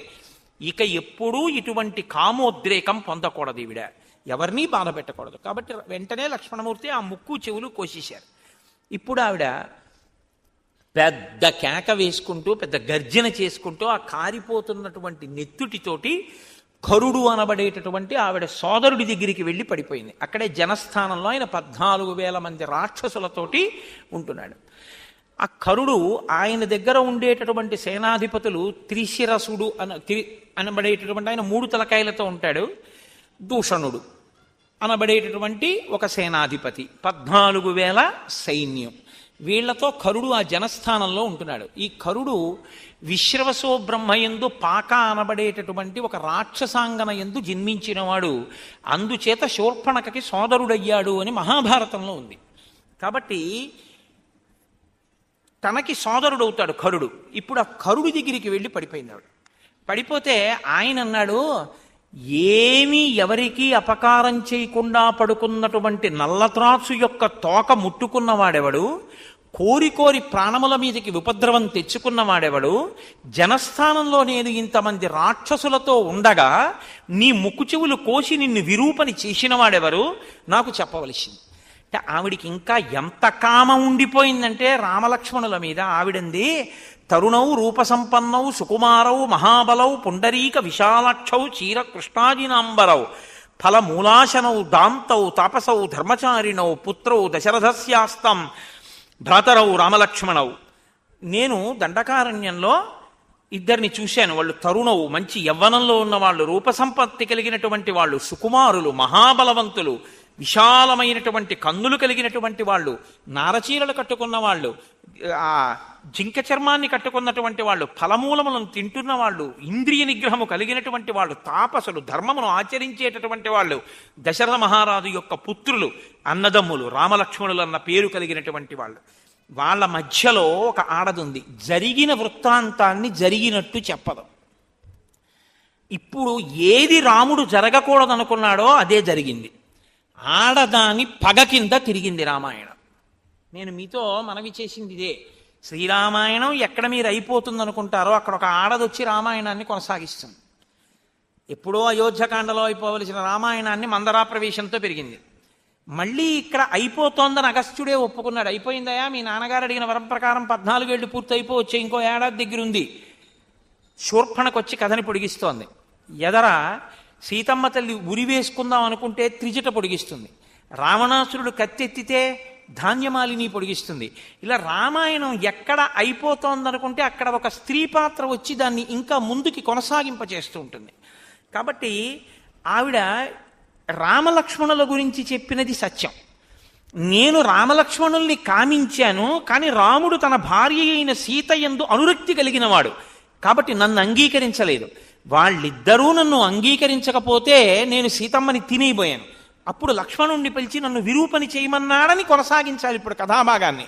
అలా కొనసాగిస్తే ఆవిడ హృదయం చాలా మంచిదైంది అని గుర్తు కదండి. సత్యం కదా మాట్లాడుతుంది ఆవిడ. అలా ఎలా మాట్లాడుతుంది? ఇప్పుడు ఎక్కడ మెలిక తిప్పాలో అక్కడ తిప్పుతుంది కథని. అంటే తనది తప్పు లేదు, వాళ్ళదే తప్పన్నట్టు మాట్లాడుతుంది. కరుడన్నవాడి యొక్క రాక్షసత్వం ఏమిటో తెలుసా అండి? తన చెల్లెలు ఎంత గొప్పదో ఆయనకి తెలుసు, కానీ పైన అలా మాట్లాడుతున్నావే, తాపసవు అంటున్నావే, కందమూలములు తిన్నవాళ్ళు అంటున్నావే, దాంతవు జితేంద్రియులు అంటున్నావే, అలాంటి వాళ్ళు నీ ముక్కు చెవులు ఎందుకు కోశారు? కేవలం ఒక చిన్న కారణానికి కోసేస్తారా అని విచారణ చేసే ప్రయత్నం ఆయన చేయడు. తలుచుకున్నప్పుడే తాత పెళ్ళి అంటారే, అటువంటి వాళ్ళకి ఏమిటంటే అవకాశం దొరికితే చాలు వెళ్ళి మీద పడిపోవడం ఎవరి మీద. ఇప్పుడు ఆవిడంది, తరుణీ రూపసంపన్న సర్వాభరణ భూషిత దృష్టా తత్ర మయా నారీ తయోర్మధ్యే సుమధ్యమ తాభ్యాం ఉభాభ్యాం సంభూయ ప్రమదాం అధికృత్యతాం ఇమాం అవస్థాం నీతాహం యథా అనాథా సతీ తథా. ఆమె వాళ్ళ మధ్యలో ఒక కాంత ఉంది, చాలా అందగత్తె. ఇప్పుడు ఎలా అందగత్తెగా కనపడుతోంది అంటే, తనకి అనుకూలంగా కథని ఎప్పుడు మార్చుకుందామనుకుంటే అప్పుడు ఆవిడ ఎవరిని పణంగా పెట్టిందంటే సీతమ్మనే పణంగా పెట్టి మాట్లాడింది. ఒక ఆడదాని కక్ష ఎవరి వైపుకి తిరిగిందంటే ఆడదాని వైపుకే తిరిగింది. ఎందుకని అంటే ఆ స్థానం భర్తీ అయి ఉండడమే తను ఆ స్థానాన్ని ఆక్రమించలేకపోవడానికి కారణం. అంటే పగంతా సీతమ్మ వైపుకే తిరిగింది. అందుకేగా అగస్త్యుడు అన్నాడు, ఇక సీతమ్మ నువ్వు తిరగకుండా కూర్చోవలసిన సమయం ఆసన్నం అవుతోందని ఆవిడ చేరాలి శిశుపావృక్షం కిందకి. కాబట్టి అనాథని ఎలా అవమానిస్తారో అలా నేను ఆమె జోలికి వెడితే, అంటే మనం రాక్షసులం కాబట్టి అందంగా కనపడినటువంటి దాన్ని తినడం వాళ్ళకి ఇష్టం. మన లోకంలో ఎలా ఉంటుందంటే అక్కడ యాపిల్ పండు, ఓ కమలా పండు, ఓ బత్తాయి పండు, ఓ ద్రాక్ష పళ్ళ గుత్తి ఉన్నాయనుకోండి, మీకు అవసరం ఉన్నా లేకపోయినా మంచి గులాబీ రంగులో పొటమరించినట్టుగా ద్రాక్ష పళ్ళు, ఇంతంత కమలా పళ్ళు, ఇంతంత మామిడి పళ్ళు ఉన్నాయనుకోండి. మామిడి పండు అప్పటికప్పుడు తినడం కష్టం, దానికి ఏదో పళ్ళె ఉండాలి, పక్కకి వెళ్ళాలి, దాన్ని తినాలి, చేతులు నిండా పడుతుంది, కడుక్కోవాలి. అదే ద్రాక్ష పండు అనుకోండి, ఇలా అని నోట్లో పడించుకోవడం తేలిక. కాబట్టి ఆ ముగ్గురులో నువ్వు సీతనే ఎందుకు తిందాం అనుకున్నావు ముందు? ఓ ద్రాక్ష పండు అంత నదరగా ఉంది కాబట్టి నేను సీతమ్మని తినడం కోసమని వెళ్ళాను, సీతమ్మ జోలికి వెళ్ళాను. వాళ్ళిద్దరు ఏం చేశారో తెలుసా? ఆ పాటి దానికి ఇలా కోసేశారు ముక్కు చెవులు, విరూపం చేసేశారు. నీ దగ్గరికి వచ్చి పడిపోయాను, అన్నయ్య నువ్వు నన్ను సఫలీకృత మనోరథను చెయ్యాలి. ఇప్పుడు నా కోరిక ఏమిటో తెలుసా? సఫేనం పాతుమిచ్చామి రుధిరం రణమూర్ధని. యుద్ధంలో నువ్వు వాళ్ళ ముగ్గురిని చంపేస్తే వాళ్ళ శరీరములలోంచి పైకి ఉబికి వస్తున్నటువంటి నురగలతో కూడిన నిత్తుటిని నేను పానం చెయ్యాలి, అది నా కోరిక. కాబట్టి నువ్వు వెంటనే వాళ్ళ ముగ్గురిని చంపే. అది ఏమైనా చిన్న పని అండి, వెళ్ళి ఒకసారి ఉత్తరీయం అడిగి పట్టరా అన్నంత తేలికేం కాదు కదా. అంతే, ఆయన ఉద్ధతి కూడా అలాగే ఉంటుంది. రాక్షసుడంటే వినదగునెవ్వరూ చెప్పినా అన్నట్లుగా వినినంతనే వేగపడక వివరింపదగున్ కనికల్ల నిజము తెలిసిన మనుజుడే పోనీతి పరుడు మహిళోషుమతి. ఆయనకి అదేం అక్కర్లేదు, విన్నాడంతే. పగ ఎక్కడెక్కడ ఎవడి మీద తగువుకెళ్ళడానికి అవకాశం దొరుకుతూ ఉంటుందా అని వాళ్ళు వెతుక్కుంటుంటారు. ఇప్పుడు వెంటనే ఆయన ఏమన్నాడంటే 14 మహాబలాన్, ఓ 14 మంది బలవంతులైనటువంటి వాళ్ళని పిలిచాడు. పిలిచి మీరు ఆ రామచంద్రమూర్తి మీదకి యుద్ధానికి వెళ్ళండి, రామలక్ష్మణుల్ని సంహరించి రండి. వాళ్ళు అనుకున్నారు సీతారామలక్ష్మణులు తాపసులు నరులు, పెద్ద చంపడం పెద్ద విశేషం ఏమిటి, వాళ్ళు పెద్ద గండ్రకత్తులు వేసుకుని వెళ్ళిపోయారు. దాని గురించి పెద్ద నేనేం వర్ణన చేయవలసిన అవసరం అందులో ఏం ఉండదు. వాళ్ళు వెళ్ళిపోయి ఆయన్ని యుద్ధానికి పిలిచారు. ఆయన అన్నాడు మీరెవరు, ఎందుకు వచ్చారు యుద్ధానికి అని అడిగాడు. ఆయన విషయం కనుక్కోకుండా అలా వీళ్ళల్లా ఆయన చంపేస్తే అప్పుడు రాముడికి కరుడికి తేడా ఏమి ఉండదు. అంటే వాళ్ళు ఇదిగో ఫలానా కారణానికి నువ్వు శూర్పణకి అవమానం చేసావుట, అందుకని నిన్ను చంపేయడానికి వచ్చేసాం మేము. ఆయన అన్నాడు మీరు నన్ను చంపేయడం ఏమిటి, నేను ఒక ధార్మికమైన మార్గంలో ఉన్నవాణ్ణి, ధార్మికమైన నిష్ట కలిగినటువంటి వాణ్ణి. మీరు నా జోలికి వస్తే మాత్రం మీరు 14 మంది మిగలరని గుర్తించండి. వాళ్ళు అలా ఏం మాటలకి వినేటటువంటి వాళ్ళు కారు. కాబట్టి ఇప్పుడు 14 మంది ఆయన మీదకి యుద్ధానికి వెళ్ళారు. ఆయనకి అది పెద్ద విశేషం ఏముంటుందండి రామచంద్రమూర్తికి. 14 మంది యొక్క గుండెలు చీల్చి అసలు పారేశాడు. ఒకేసారి 14 బాణములను ప్రయోగించాడు. అవి వీళ్ళ గుండెలను చీల్చి భూమిలో గుచ్చుకుని వెనక్కి తిరిగి వచ్చాయి. 14 మంది తెగటారిపోయారు. విచిత్రం ఏమిటంటే దీనికి ముక్కు చెవులు తెగిపోయి ఇంకా నెత్తురు కారుతున్నా ఈవిడ కూడా వచ్చింది వెనకాల శూర్పణఖ. ఎందుకో తెలుసా అండి, ఆవిడ కోరిక పగ, కామము దేని కింద మారిందంటే పగగా మారింది. ఇది కదూ లలితా సహస్రనామ స్తోత్రంలో అమ్మవారి చేతిలో ఒక చేతిలో 5 పుష్పబాణములు ఉంటాయి. మనోరూపేక్షుకోదండ పంచతన్మాత్రశాయక, ఆవిడ క్రోధాకార అంకుశోజ్వల. అమ్మవారి అనుగ్రహం ఉంటే నాకు ఈ దిక్కుమాలిన కోపం ఏమిటని కోపం మీద కోపం వస్తుంది. కోపం మీద కోపం వచ్చింది అంటే మీరు సాధకుడు అయ్యారని గుర్తు. అమ్మవారి అనుగ్రహం ఉంటే కోపం మీద కోపం, అమ్మవారి అనుగ్రహం లేనంతసేపు కామం తీరకపోతే కోపం, తీరితే తృప్తి, తీరకపోతే కోపం. అక్క చెల్లెళ్ళు 2 పక్క పక్కనే ఉంటాయి. కాబట్టి ఇప్పుడు ఆవిడికి కోరిక తీరలేదు కాబట్టి ఏది పుట్టింది, పక్కన పగ పుట్టింది. ఇప్పుడు ఆ పగ చల్లారాలంటే తన కళ్ళతో చూడాలి, సీతారామ లక్ష్మణులు తెగటారిపోవాలి, ఆ నిత్తురు జుర్రుకోవాలి. అదేమిటి అంత కామించిన స్త్రీ అలా చెయ్యొచ్చా అంటే ఇదే రాక్షసత్వము అన్న మాటకి ప్రతీక. నాకు దక్కకపోతే యాసిడ్ పోసేస్తా అన్నాడు అనుకోండి, ఎప్పుడో రామాయణం అని మీరు అనుకోవద్దు, ఇప్పటికీ శూర్పణఖ బతికే ఉంది ఆయన యందు అని గుర్తు. తనకి దక్కకపోతే నెత్తురు తాగేస్తాడంతే, చంపేస్తాడు అవతల వాళ్ళని. అంటే ఎంత రాక్షసత్వమో చూడండి. తనకే దక్కాలి, దక్కకపోతే నెత్తురే తాగుతాను. అందుకు వచ్చింది ఆవిడ వెనకాతల. కానీ ఇప్పుడు ఆవిడ అనుకోని పరిణామం ఏమిటంటే 14 మంది చచ్చిపోవడం. ఇప్పుడు మళ్ళీ కాబట్టి ఏం చేసింది, మళ్ళీ పరిగెత్తుకుంటూ కరుడి దగ్గరికి పోయింది. పోయి ఆ కరుడితో మళ్ళీ మొరపెట్టుకుంది. 14 మందిని కనురెప్పపాటులో కొట్టేశాడు. నువ్వేమిటనుకుంటున్నావు, మహావీరుణ్ణి అనుకుంటున్నావా? దండకారణ్యంలో ఋషులందరినీ రక్షిస్తానంటున్నాడు. ఉగ్రమూర్తి, మహానుభావుడు, తెగటార్చేస్తాడు. 14 మంది పనికి రాకుండా పోయారు రాముడి ముందు. ఈయన ఉద్ధత ఎటువంటిదంటే ఈయన వెంటనే అన్నాడు 14,000 మంది రాక్షసుల్ని సిద్ధం చేయండి, నా రథం సిద్ధం చేయండి, దూషణుణ్ణి పిలవండి, త్రిశిరసుడిని పిలవండి, ముగ్గురం కలిసి ఈ సైన్యాన్ని తీసుకుని యుద్ధానికి ఎడతా ఉన్నాడు. అందరూ కలిసి బయలుదేరారు. ఆ బయలుదేరుతున్నప్పుడు కరుడికి కొన్ని అపశకునములు కనపడ్డాయి. రామాయణం ఒక శకున శాస్త్రం కూడా, అందులో శకునముల గురించి కూడా మాట్లాడతారు. నిష్కారణంగా గాలి లేకుండా ధూళి పైకి రేగింది. ఆకాశంలో సూర్యుడి చుట్టూ ఒక కొరివి పట్టుకుని, అది ప్రత్యేకించి ఎప్పుడు కనపడుతూ ఉంటుందంటే దీపావళి పండుగ రోజున కాకర పువ్వు చేతితో పట్టుకుని పిల్లలు ఇలా తిప్పుతూ ఉంటారు. ఇలా తిప్పుతుంటే ఒక జ్వాలాచక్రం ఏర్పడుతుంది, ఎర్రటి కాంతి చక్రం తిరుగుతున్నట్టు ఉంటుంది. అటువంటిది ఎలా ఉంటుందో అటువంటి పరివేశం ఒకటి సూర్యుడి చుట్టూ పట్టుకుంది. నక్కలు ఎదురుగుండా వచ్చి నోళ్లు తెరిచి అరుస్తున్నాయి. కారణం లేకుండా గుర్రములు తొట్టుపడ్డాయి. ఒక్కసారి ఎక్కడి నుంచో ఒక గ్రద్ద వచ్చి కరుడి యొక్క పతాకం మీద వాలి ఎగిరింది. చెట్ల నుంచి అకస్మాత్తుగా పువ్వులు పళ్ళు కింద పడ్డాయి. పట్ట పగటి వేళ ఆకాశంలో నక్షత్రాలు కనపడ్డాయి. ఉల్కలు నేల మీద పడ్డాయి. సూర్యుడు అకస్మాత్తుగా మేఘాలలోకి వెళ్ళిపోయి బాగా చీకటి ఆవరించింది. ఇన్ని జరిగితే దుర్నిమిత్తములని తాను ససైన్యంగా మరణిస్తానని కరుడు తెలుసుకున్నాడు. కానీ మూర్ఖత్వం అన్న మాటకు అర్థం ఏమిటో తెలుసా అండి? శాస్త్ర ప్రమాణమును వెంటనే తన యొక్క పౌరుషంతో నెగ్గగలననేటటువంటి అతిశయము చేత ధిక్కరించడం.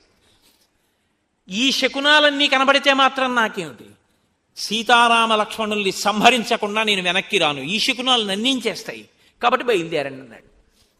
ఇప్పుడు 14,000 మంది యుద్ధానికి బయలుదేరుతుంటే ఎక్కడ లేనటువంటి పెద్ద కోలాహలం ధ్వని బయలుదేరే. ఇంత పెద్ద ధ్వని బయలుదేరితే రామచంద్రమూర్తి కూడా తన పర్ణశాలలోంచి విన్నారు.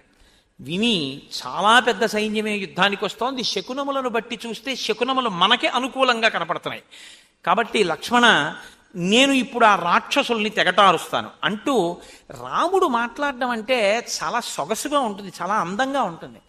లక్ష్మణుడి యొక్క కోరిక ఎప్పుడు ఎలా ఉంటుందంటే, అన్నగారికి కష్టం వచ్చింది అంటే అన్నగారు ఆ కష్టాన్ని పొందకూడదు, అన్నగారి కన్నా తానే ఆ కష్టాన్ని పొందాలి, అన్నగారు సుఖపడాలనేటటువంటి మనస్తత్వం ఉన్నవాడు. కాబట్టి లక్ష్మణుడు అన్నయ్య నువ్వు ఉండు, నేను ఎడతానంటాడేమోనని ఆయన అన్నాడు.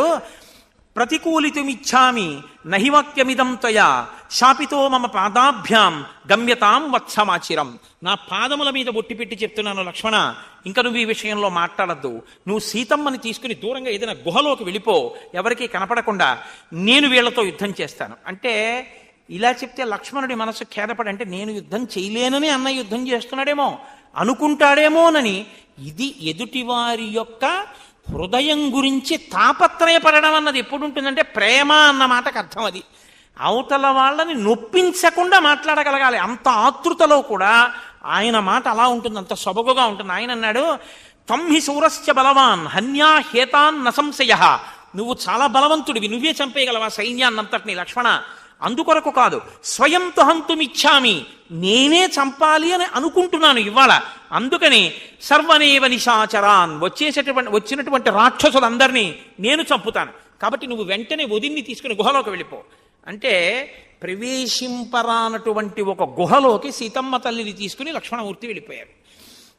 ఇప్పుడు రాముడు యుద్ధానికి సిద్ధపడుతున్నాడు. దేవతలు, ఋషులు, సిద్ధులు అందరూ పరుగు పరుగున వచ్చారట. ఎందుకని ఒక గొప్ప సన్నివేశం. 14 సహస్రాణి రక్షసాం భీమకర్మణాం ఏకశ్చ రామో ధర్మాత్మ కథం యుద్ధం భవిష్యతి. 14,000 మంది అధర్మాత్ములైన వాళ్ళు ఒక పక్క, ధర్మాత్ముడైన రాముడు ఒక పక్క. యుద్ధంలో కూడా ధర్మం తప్పనివాడు ఆయన, యుద్ధంలో కూడా వక్ర మార్గాల్లో వెళ్ళేవాళ్ళు వాళ్ళు. 14,000 మంది అటు, ఒక్కడు ఇటు. వాళ్ళు వేసే ఆయుధాల నుంచి తనను తాను రక్షించుకుంటాడా, వాళ్ళని తాను నిగ్రహిస్తాడా? అసలు వాళ్ళు వచ్చి మీద పడకుండా యుద్ధం ఎందుకంటే 14,000 మంది మీద పడిపోతే చాలు. 14,000 మందిని ఒకడే నిగ్రహించాలి. నిగ్రహిస్తాడా? ఇది చూడవలసిన విషయం. నిగ్రహించగలడు, వాళ్ళకి తెలుసు. కానీ అసలు ఆ అందం ఏమిటో చూడాలి, ఆ యుద్ధం ఏమిటో చూడాలి. ఇవాళ అందరూ వచ్చి ఆకాశంలో నిలబడ్డారట. మహర్షి అంటారు, చాలా గొప్ప మాట వాల్మీకి మహర్షి, ఆయన రచనకి నేను కితాబులు ఇవ్వడమా? అటువంటి రచన చేత మనం పవిత్రులం కావడమే తప్ప గంగాజలలవ కణికా పీత అని శంకరాచార్యులు వారు చెప్పినట్టు వాల్మీకి రామాయణంలో ఒక్క శ్లోకమైన చదువుకుని జీవితాన్ని తరింప చేసుకోవడమే. బభూవ రూపం క్రుద్ధస్య రుద్రస్యేవ పినాకినః. పినాకము అంటే పాతి జగదిది పినాకం అని దానికి వ్యుత్పత్తి. అది లోకాన్ని రక్షించేది, కేవలం లయం చేసేది కాదు. నేను మీకు ఇందాక మనవి చేశాను కూడా ఆ పినాకం గురించి. ఆయన లోకరక్షణకు కూడా దాన్ని పట్టుకుంటాడు. ఆ పినాకం అనేటటువంటి ధనస్సు పట్టుకున్నటువంటి పరమేశ్వరుడు లోకాల్ని లయం చేసినప్పుడు నిలబడిన రూపం ఘోర రూపంగా ఎలా ఉంటుందో అంటే ఆ రూపాన్ని చూడడం ఎవరికీ శక్యం కాదు. అంత భీకరమైనటువంటి స్థితిలో ఉంటుంది ఆ రూపం. అందుకే మీరు బాగా గుర్తుపెట్టుకోండి, సనాతన ధర్మంలో కష్టపెట్టేవాడు సుఖపెట్టేవాడు అని ఇద్దరు ఉండరు. ఒకడు భయపెట్టేవాడు, కాబట్టి ఇప్పుడు ఆ భయపెట్టేవాడి నుంచి పారిపోతే ఒకడు రక్షించేవాడు ఒకడు ఉంటాడు. వీడు భయపెట్టడానికే ఉంటాడు, వాడు రక్షించేవాడు ఉంటాడు అని ఇద్దరు ఉండరు. భయకృత్ భయనాశన. ఎవడు భయపెడతాడో వాడే భయాన్ని పోగొడతాడు. ఎవడు కష్టాన్ని ఇస్తాడో వాడే కష్టాన్ని తొలగిస్తాడు. కష్టం ఇవ్వడానికి, సుఖం ఇవ్వడానికి, కష్ట సుఖాతీతమైన జ్ఞానం ఇవ్వడానికి, జ్ఞానమిచ్చి మోక్షం ఇవ్వడానికి ఒక్కడే ఉంటాడు తప్ప ఇంకొకడు ఉండడు సనాతన ధర్మంలో. ఆ ఒక్కడే ఉంటాడు. ఆ ఒక్కడు అనేకంగా కనపడుతుంటాడు అంతే. కాబట్టి ఇప్పుడు ఎవరికి అది ఘోర రూపం? ఘోర రూపం ఎవరికంటే ఎదురుగుండా వచ్చేటటువంటి 14,000 మందికైన దుర్నిరీక్షుడు. అది వాల్మీకి మహర్షి యొక్క హృదయం. అక్కడ అది రుద్రస్వరూపం. ఆ స్వరూపం యొక్క తేజస్సు ముందు వాళ్ళు మడిసిపోవలసిందే. అగ్నిహోత్రంలో పడేటటువంటి మిడతల దండ ఎలా పడిపోతుందో అలా పడిపోతారు తప్ప రుద్ర తేజస్సు ముందు నిలబడడం అనేటటువంటిది ఇక సాధ్యం కాదు. అది లయం చేసేస్తుంది, పడగొట్టేస్తుంది. కాబట్టి ఇప్పుడు రుద్రుడు క్రుద్ధుడై పినాకం పట్టుకొని నిలబడితే ఎలా ఉంటాడో అలా ఉన్నాడు. ఇప్పుడు అలా ఉన్నాడు కాబట్టి అటువంటి స్వరూపమే మనం చూస్తే మనకి కూడా అలాగే భయం వేస్తుందా? రాముడు కోదండం పట్టుకొని అలా నిలబడినటువంటి రూపాన్ని చూస్తే భయపెడుతుందని మీరు అనుకోకూడదు. ఎందుకో తెలుసా అండి, మీకు నేను ఒక ఉదాహరణ చూపిస్తాను. అశ్వత్థామ విడిచిపెట్టినటువంటి అస్త్రం ఉత్తర గర్భంలోకి వెళ్ళిపోయింది, ఇంకా పిండాన్ని చెనకబోతోంది. లోపల ఆ పరీక్షిత్తున్నాడు, ఇంకా శిశువు ఆయన. ఆ లోపల ఉన్నటువంటి పసిపిల్లవాడి యొక్క ఆర్తనాదాన్ని తల్లి విని 5 మామగారులున్నా కాదని వెళ్ళి కృష్ణ పరమాత్మ యొక్క పాదాల మీద పడింది. అయ్యా నువ్వు నన్ను రక్షించాలి ఏంది ఆవిడ. ఇప్పుడు రక్షించాలి అంటే ఒక కాలు పైకెత్తి రథంలోకి ఎక్కడానికి సిద్ధంగా ఉండి ఒక కాలు కింద పెట్టి ఉన్నటువంటి కృష్ణ పరమాత్మ ఆమె యొక్క ఆర్తిని ఆమె యొక్క శరణాగతిని లెక్కలోకి పెట్టుకున్నాడు. అంతే. ఇక్కడే ఉన్న కృష్ణుడు ఒక్కసారి ఉత్తరాగర్భంలోకి ప్రవేశించాడు. ఎలా ప్రవేశించాడు? సుదర్శన చక్రం పట్టుకుని లోపలికి ప్రవేశిస్తే ఈ పిండం లోపల ఉన్న పిల్లవాడికి కూడా బ్రహ్మాస్త్రపు యొక్క తేజస్సులని తనలోకి తీసుకోగలిగినటువంటి భయంకరమైన తేజస్సుతో ఉన్న రూపంగా పరీక్షిత్తు చూశాడు అనుకోండి, కళ్ళు ఎగిరిపోతాయి పిండానికి కదండి. అది మధ్యం తినటువంటి మార్తాండ బింబం లాంటి స్వరూపం. అది సహస్ర సూర్యుల పగిది ప్రకాశిస్తుంటుంది. దాన్ని పరీక్షిత్తు చూడలేడు. పరీక్షిత్తు చూసిన రూపం పరమ ప్రసన్నమైనటువంటి రూపం. అది సశంఖ చక్రం సకిరీట కుండలం సపీత వస్త్రం సరసీరుహేక్షణం సహార వక్షస్థల శోభికౌస్తుభం నమామి విష్ణుం శిరసా చతుర్భుజం. అటువంటి స్వరూపం పరీక్షిత్తు కనపడుతోంది. అబ్బా ఎంత బాగున్నాడో ఆ పీతాంబరం ఏమిటో ఎంతందమో అని పరీక్షిత్తు చూస్తున్నాడు. అటువైపుకున్న మూర్తి, మాకు తూర్పుగోదావరిలో ర్యాలీ అని ఒక క్షేత్రం ఉంది. ఆ ర్యాలీలో ఒకవైపు కేశవుడు ఉంటాడు, ఒకవైపు మోహిని ఉంటుంది వెనక్కి. అలా అటువైపుకి ఉన్న మూర్తి బ్రహ్మాస్త్రము యొక్క తేజస్సుల్ని తనలోకి తీసేసుకోగలిగినటువంటి రుద్రస్వరూపంతో ఆ మూర్తి ఉంది. ఆ మూర్తి బ్రహ్మ తేజస్సును తీసుకుంది. వెనకమూర్తి కళ్యాణమూర్తి అయి పరీక్షిత్తుకి అలా కనపడింది. అందుకే బయటికి వచ్చినటువంటి పరీక్షిత్ తాతగారైన ధర్మరాజు గారి తొడలో కూర్చుని సభలో చూస్తే అమ్మ కడుపులో ఉండగా నేను చూసినటువంటి ఆ మంగళప్రదమైనటువంటి మూర్తి ఎక్కడైనా కనపడతాడా అని పరీక్షగా చూసినటువంటి కారణం చేత పరీక్షిత్ అని పిలిచారట. ఏకకాలమనందు ఘోర అఘోర రూపములతో ఈశ్వరుడు ఉంటాడు. అఘోరేభ్యో దఘోరేభ్యో ఘోర ఘోరధరేభ్య అని మనం దేంటి పరమశివుడి దగ్గర పూజ చేస్తే మంత్రపుష్పంలో మాట చెప్తూ ఉంటాం ఆ పంచమంత్ర పఠనం చేసేటప్పుడు. కాబట్టి ఆ ఘోర రూపము అఘోర రూపము ఏకకాలంలో ఉంటాయి. ఇప్పుడు 14,000 మందికి ఘోర రూపం తప్ప రామభక్తులకు రాముడు ఎప్పుడూ ఘోర రూపి కాడు. ఆ రూపం మీకు మంగళప్రదంగా ఉంటుంది. ఇలా దాన్ని దర్శనం చేసిన వారు ఒకరున్నారు. ఎవరో తెలుసా అండి? రామదాసు గారు దర్శనం చేసుకున్నాడు. మహానుభావుడు. ఆయన గుండెలు ఎంత పొంగిపోయాయో, పొంగిపోతే ఆ పొంగిపోయిన ఆనందం లోపల పట్టక వాగ్రూపంగా ప్రవహిస్తే ఆయన నోటి వెంట ఒక పద్యం వచ్చింది. బండన భీముడు అత్తజన బాంధవుడు ఉజ్వల బాణతోణ కోదండ కళాప్రచండ భుజతండవ కీర్తికి రామమూర్తికిన్ రెండవ సాటి దైవమికలేడనుచున్ గడకట్టి భేరిక డండ డండ డండ నిడజంబుల దండము నిండ మత్త వేదండము నెక్కి చాటెదను దశరథి కరుణాపయోనిధి అని రచన చేశారు ఆయన. ఆయన భుజములు తాండవం చేస్తాయిట. ఎప్పుడు బాణం తీస్తాడో, ఎప్పుడు వింటినారికి తొడుగుతాడో, ఎప్పుడు ప్రయోగిస్తాడో కనపడదు. మబ్బులలోంచి వర్షం వచ్చి పడిపోయినట్టుగా బాణప్రయోగం జరిగిపోతుందంటే. బండన భీముడు ఆర్తజన బాంధవుడు. ఎవడు ఆశ్రయించాడో వాడికి ఆయన ఆర్తజన బాంధవుడు. బండన భీముడు అర్తజన బాంధవుడు. అటువంటి వాడు ఆయన భుజములు తాండవం చేస్తాయి యుద్ధం వస్తే. అది శివస్వరూపానికి ఉంది. తాండవము అన్న మాట శివుడికి సంబంధించింది, లాస్యము అన్న మాట అమ్మవారికి సంబంధించి. భావములు లాస్యము, కదలికలు తాండవము. శివుడు, ఆ శివుడి యొక్క తాండవం ఎలా ఉంటుందో ఆయన భుజములు అలా కదులుతాయిట, అటువంటి తాండవం చేస్తాయి. అలా తాండవం చేసేటటువంటి నా స్వామి చేతిలోంచి బాణ పరంపర వచ్చి శత్రువుల మీద పడుతుండగా అలా రక్షించగలిగినటువంటి ఈశ్వర స్వరూపము వేరొకటి లేదు అని నేను ఎలా చెప్తానో తెలుసా? బండన భీముడర్తజన బాంధవుడుజ్వల బాణతూణ కోదండ కళాప్రచండ భుజతాండవ కీర్తికి రామమూర్తికిన్ రెండవ సాటి దైవమిక లేడనుచున్ గడకట్టి భేరి కాడాండ డడాండ డాండ నినదంబుల జండము నిండ మత్త వేదండము నిక్కి చాటెదను దశరథి కరుణాపయోనిధి. మామూలుగా చెప్పను రామ, పొంగిపోయిన మనస్సుతో 4 వీధుల కూడలిలో ఒక పెద్ద పందిరి కట్టి, పందిరిలో ఒక పెద్ద భేరీ కట్టి నేను ఏనుగెక్కి వచ్చి నిలబడి డామ్ డామ్ డామ్ అని కొడతాను. ఎందుకురా భేరీలు కొడుతున్నావు అని అడుగుతారు నన్ను. అప్పుడు చెప్తాను, రామచంద్రమూర్తిలా భుజతాండవం చేస్తూ బాణప్రయోగం చేసి రాక్షసులను మట్టు పెట్టగలిగినటువంటి వేరొక దైవ స్వరూపము లేదు లేదు లేదు అని చాటి చెప్తాను రామ అన్నాడు ఆయన. అంటే శత్రువులను మట్టు పెట్టడంలో ఆ ఘోర రూపం అలా ఉంటుంది. అదే ఘోర రూపం ఆశ్రయించినటువంటి భక్తులైనటువంటి వారికి అంత మంగళప్రద స్వరూపంగా ఉంటుంది.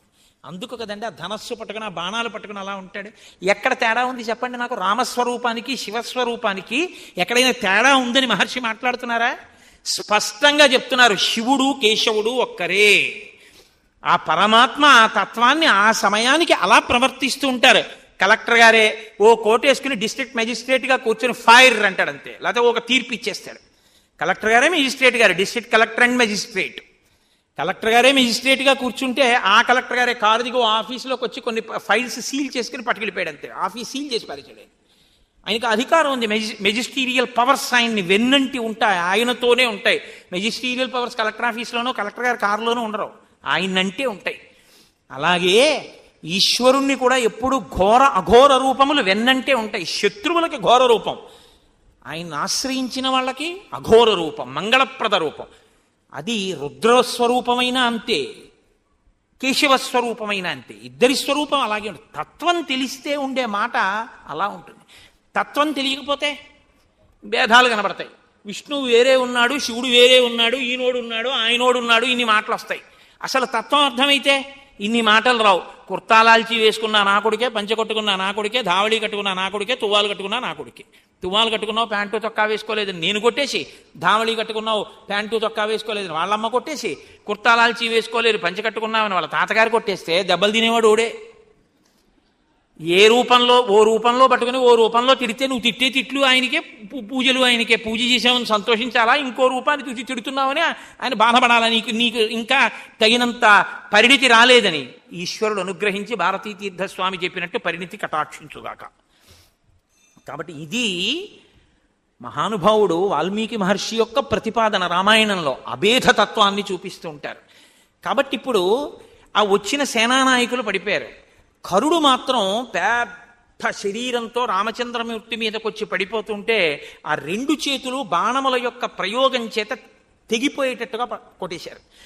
ఏర్లు ప్రవహించినట్టు నెత్తురు కారిపోతూ ఆయన ఇంకా ఏదో యుద్ధం చేయడం కోసమని వచ్చి రాముడి మీద పడిపోతుండగా కొద్దిగా వ్యవధానం కోసం, అంటే ఆ వింటినారిని సవరించుకోవడం, వింటినారి ఆకర్ణాంతం లాగడం కోసం బాణం ఎక్కువ పెట్టడానికి చోటు కోసమని 2 అడుగులు వెనక్కి వేశాడు రాముడు. దాన్ని అపసర్పణము అంటారు ధనుర్విద్యలో. ఎందుకంటే ధనస్సు పట్టుకున్నవాడు అడుగులు వెనక్కి వేయకూడదు, వీరోచితమైన తేజస్సు ఉన్నవాడు. రాముడి మీద ఇదొక నింద మోపారు. కరుడితో యుద్ధం చేసేటప్పుడు 2 అడుగులు వెనక్కి వేశాడు రాముడు, ధర్మం తప్పాడు అని. అలా ధర్మం తప్పాడో లేదో చెప్పడానికే ధర్మాత్మా సత్యసంధశ్చరామో దాశరథిర్యదీ పౌరుషేచా ప్రతిద్వందశ్చరైనం జహిరావినం అన్నాడు లక్ష్మణుడు. పడిపోయాడంతే ఇంద్రజిత్. కాబట్టి ఆయన ధర్మం తప్పలేదు, 2 అడుగులు చోటు కోసం వెనక్కి వేశాడు. కాబట్టి వేసి ఆ కరుణ్ణి కూడా సంహరించాడు. 14,000 మంది రాక్షసులు తెగటారిపోయారు. ఎంతసేపట్లోనో తెలుసా అండి?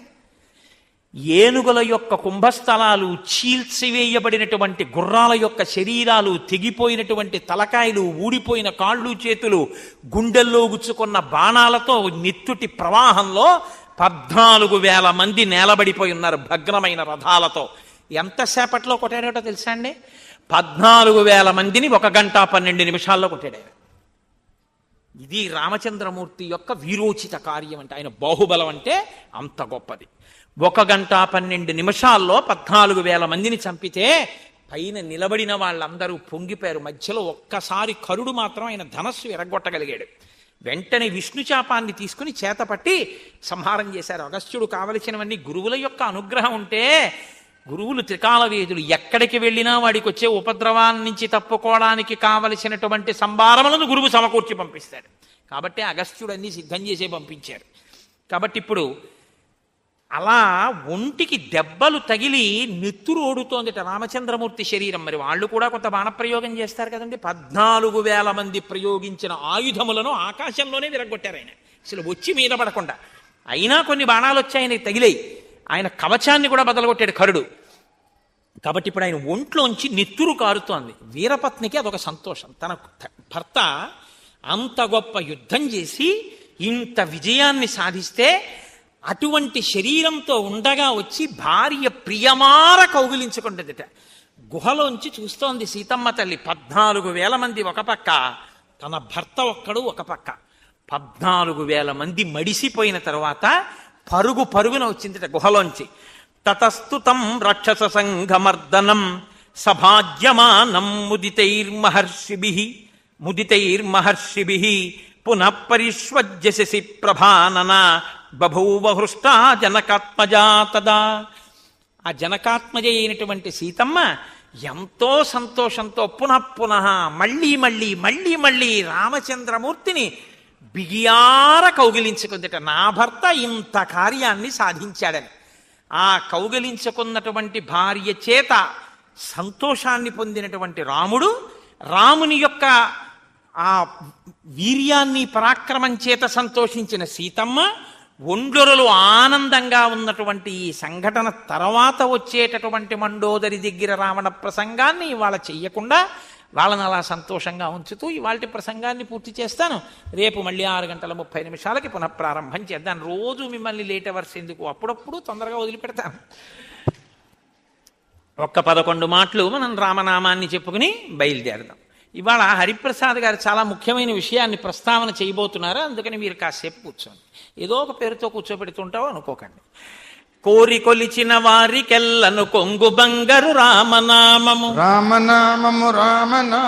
రమ్యమైనది రామనామము. నీవు నేనను భేదమేమియు లేకయున్నది రామనామము రమ్యమైనది రామనామము. గోచరంబగు జగము లోపల గోప్యమైనది రామనామము రమ్యమైనది రామనామము. భక్తితో భజించు వారికి ముక్తి నొసగును రామనామము రమ్యమైనది రామనామము. సకల జీవులలోన వెలిగే సాక్షిభూతము రామనామము రమ్యమైనది రామనామము. యుద్ధమందు మహోగ్ర రాక్షస యాగధంసము రామనామము రమ్యమైనది రామనామము. రాకడయు పోకడయు లేనిది రమ్యమైనది రామనామము రమ్యమైనది రామనామము. మనసు స్థిరముగా నిలపగలిగెడి మంత్రరాజము రామనామము రమ్యమైనది రామనామము. పసితనంబున అభ్యసించిన పట్టుబడు శ్రీరామనామము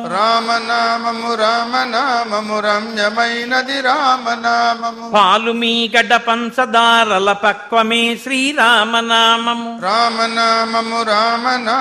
రమ్యమైనది రామనామము. వెంట తిరిగడి వారికెల్లను కంటి పాపే రామనామము రమ్యమైనది రామనామము. బ్రహ్మపుత్రక రాజ్య వీణా పక్షమైనది రామనామము రమ్యమైనది రామనామము. జపతపంబుల కర్హమైనది జగతిలో శ్రీరామనామము రమ్యమైనది రామనామము. మంగళంబగు భక్తితో పాడిన శుభకరంబగు శ్రీరామనామము రమ్యమైనది రామనామము.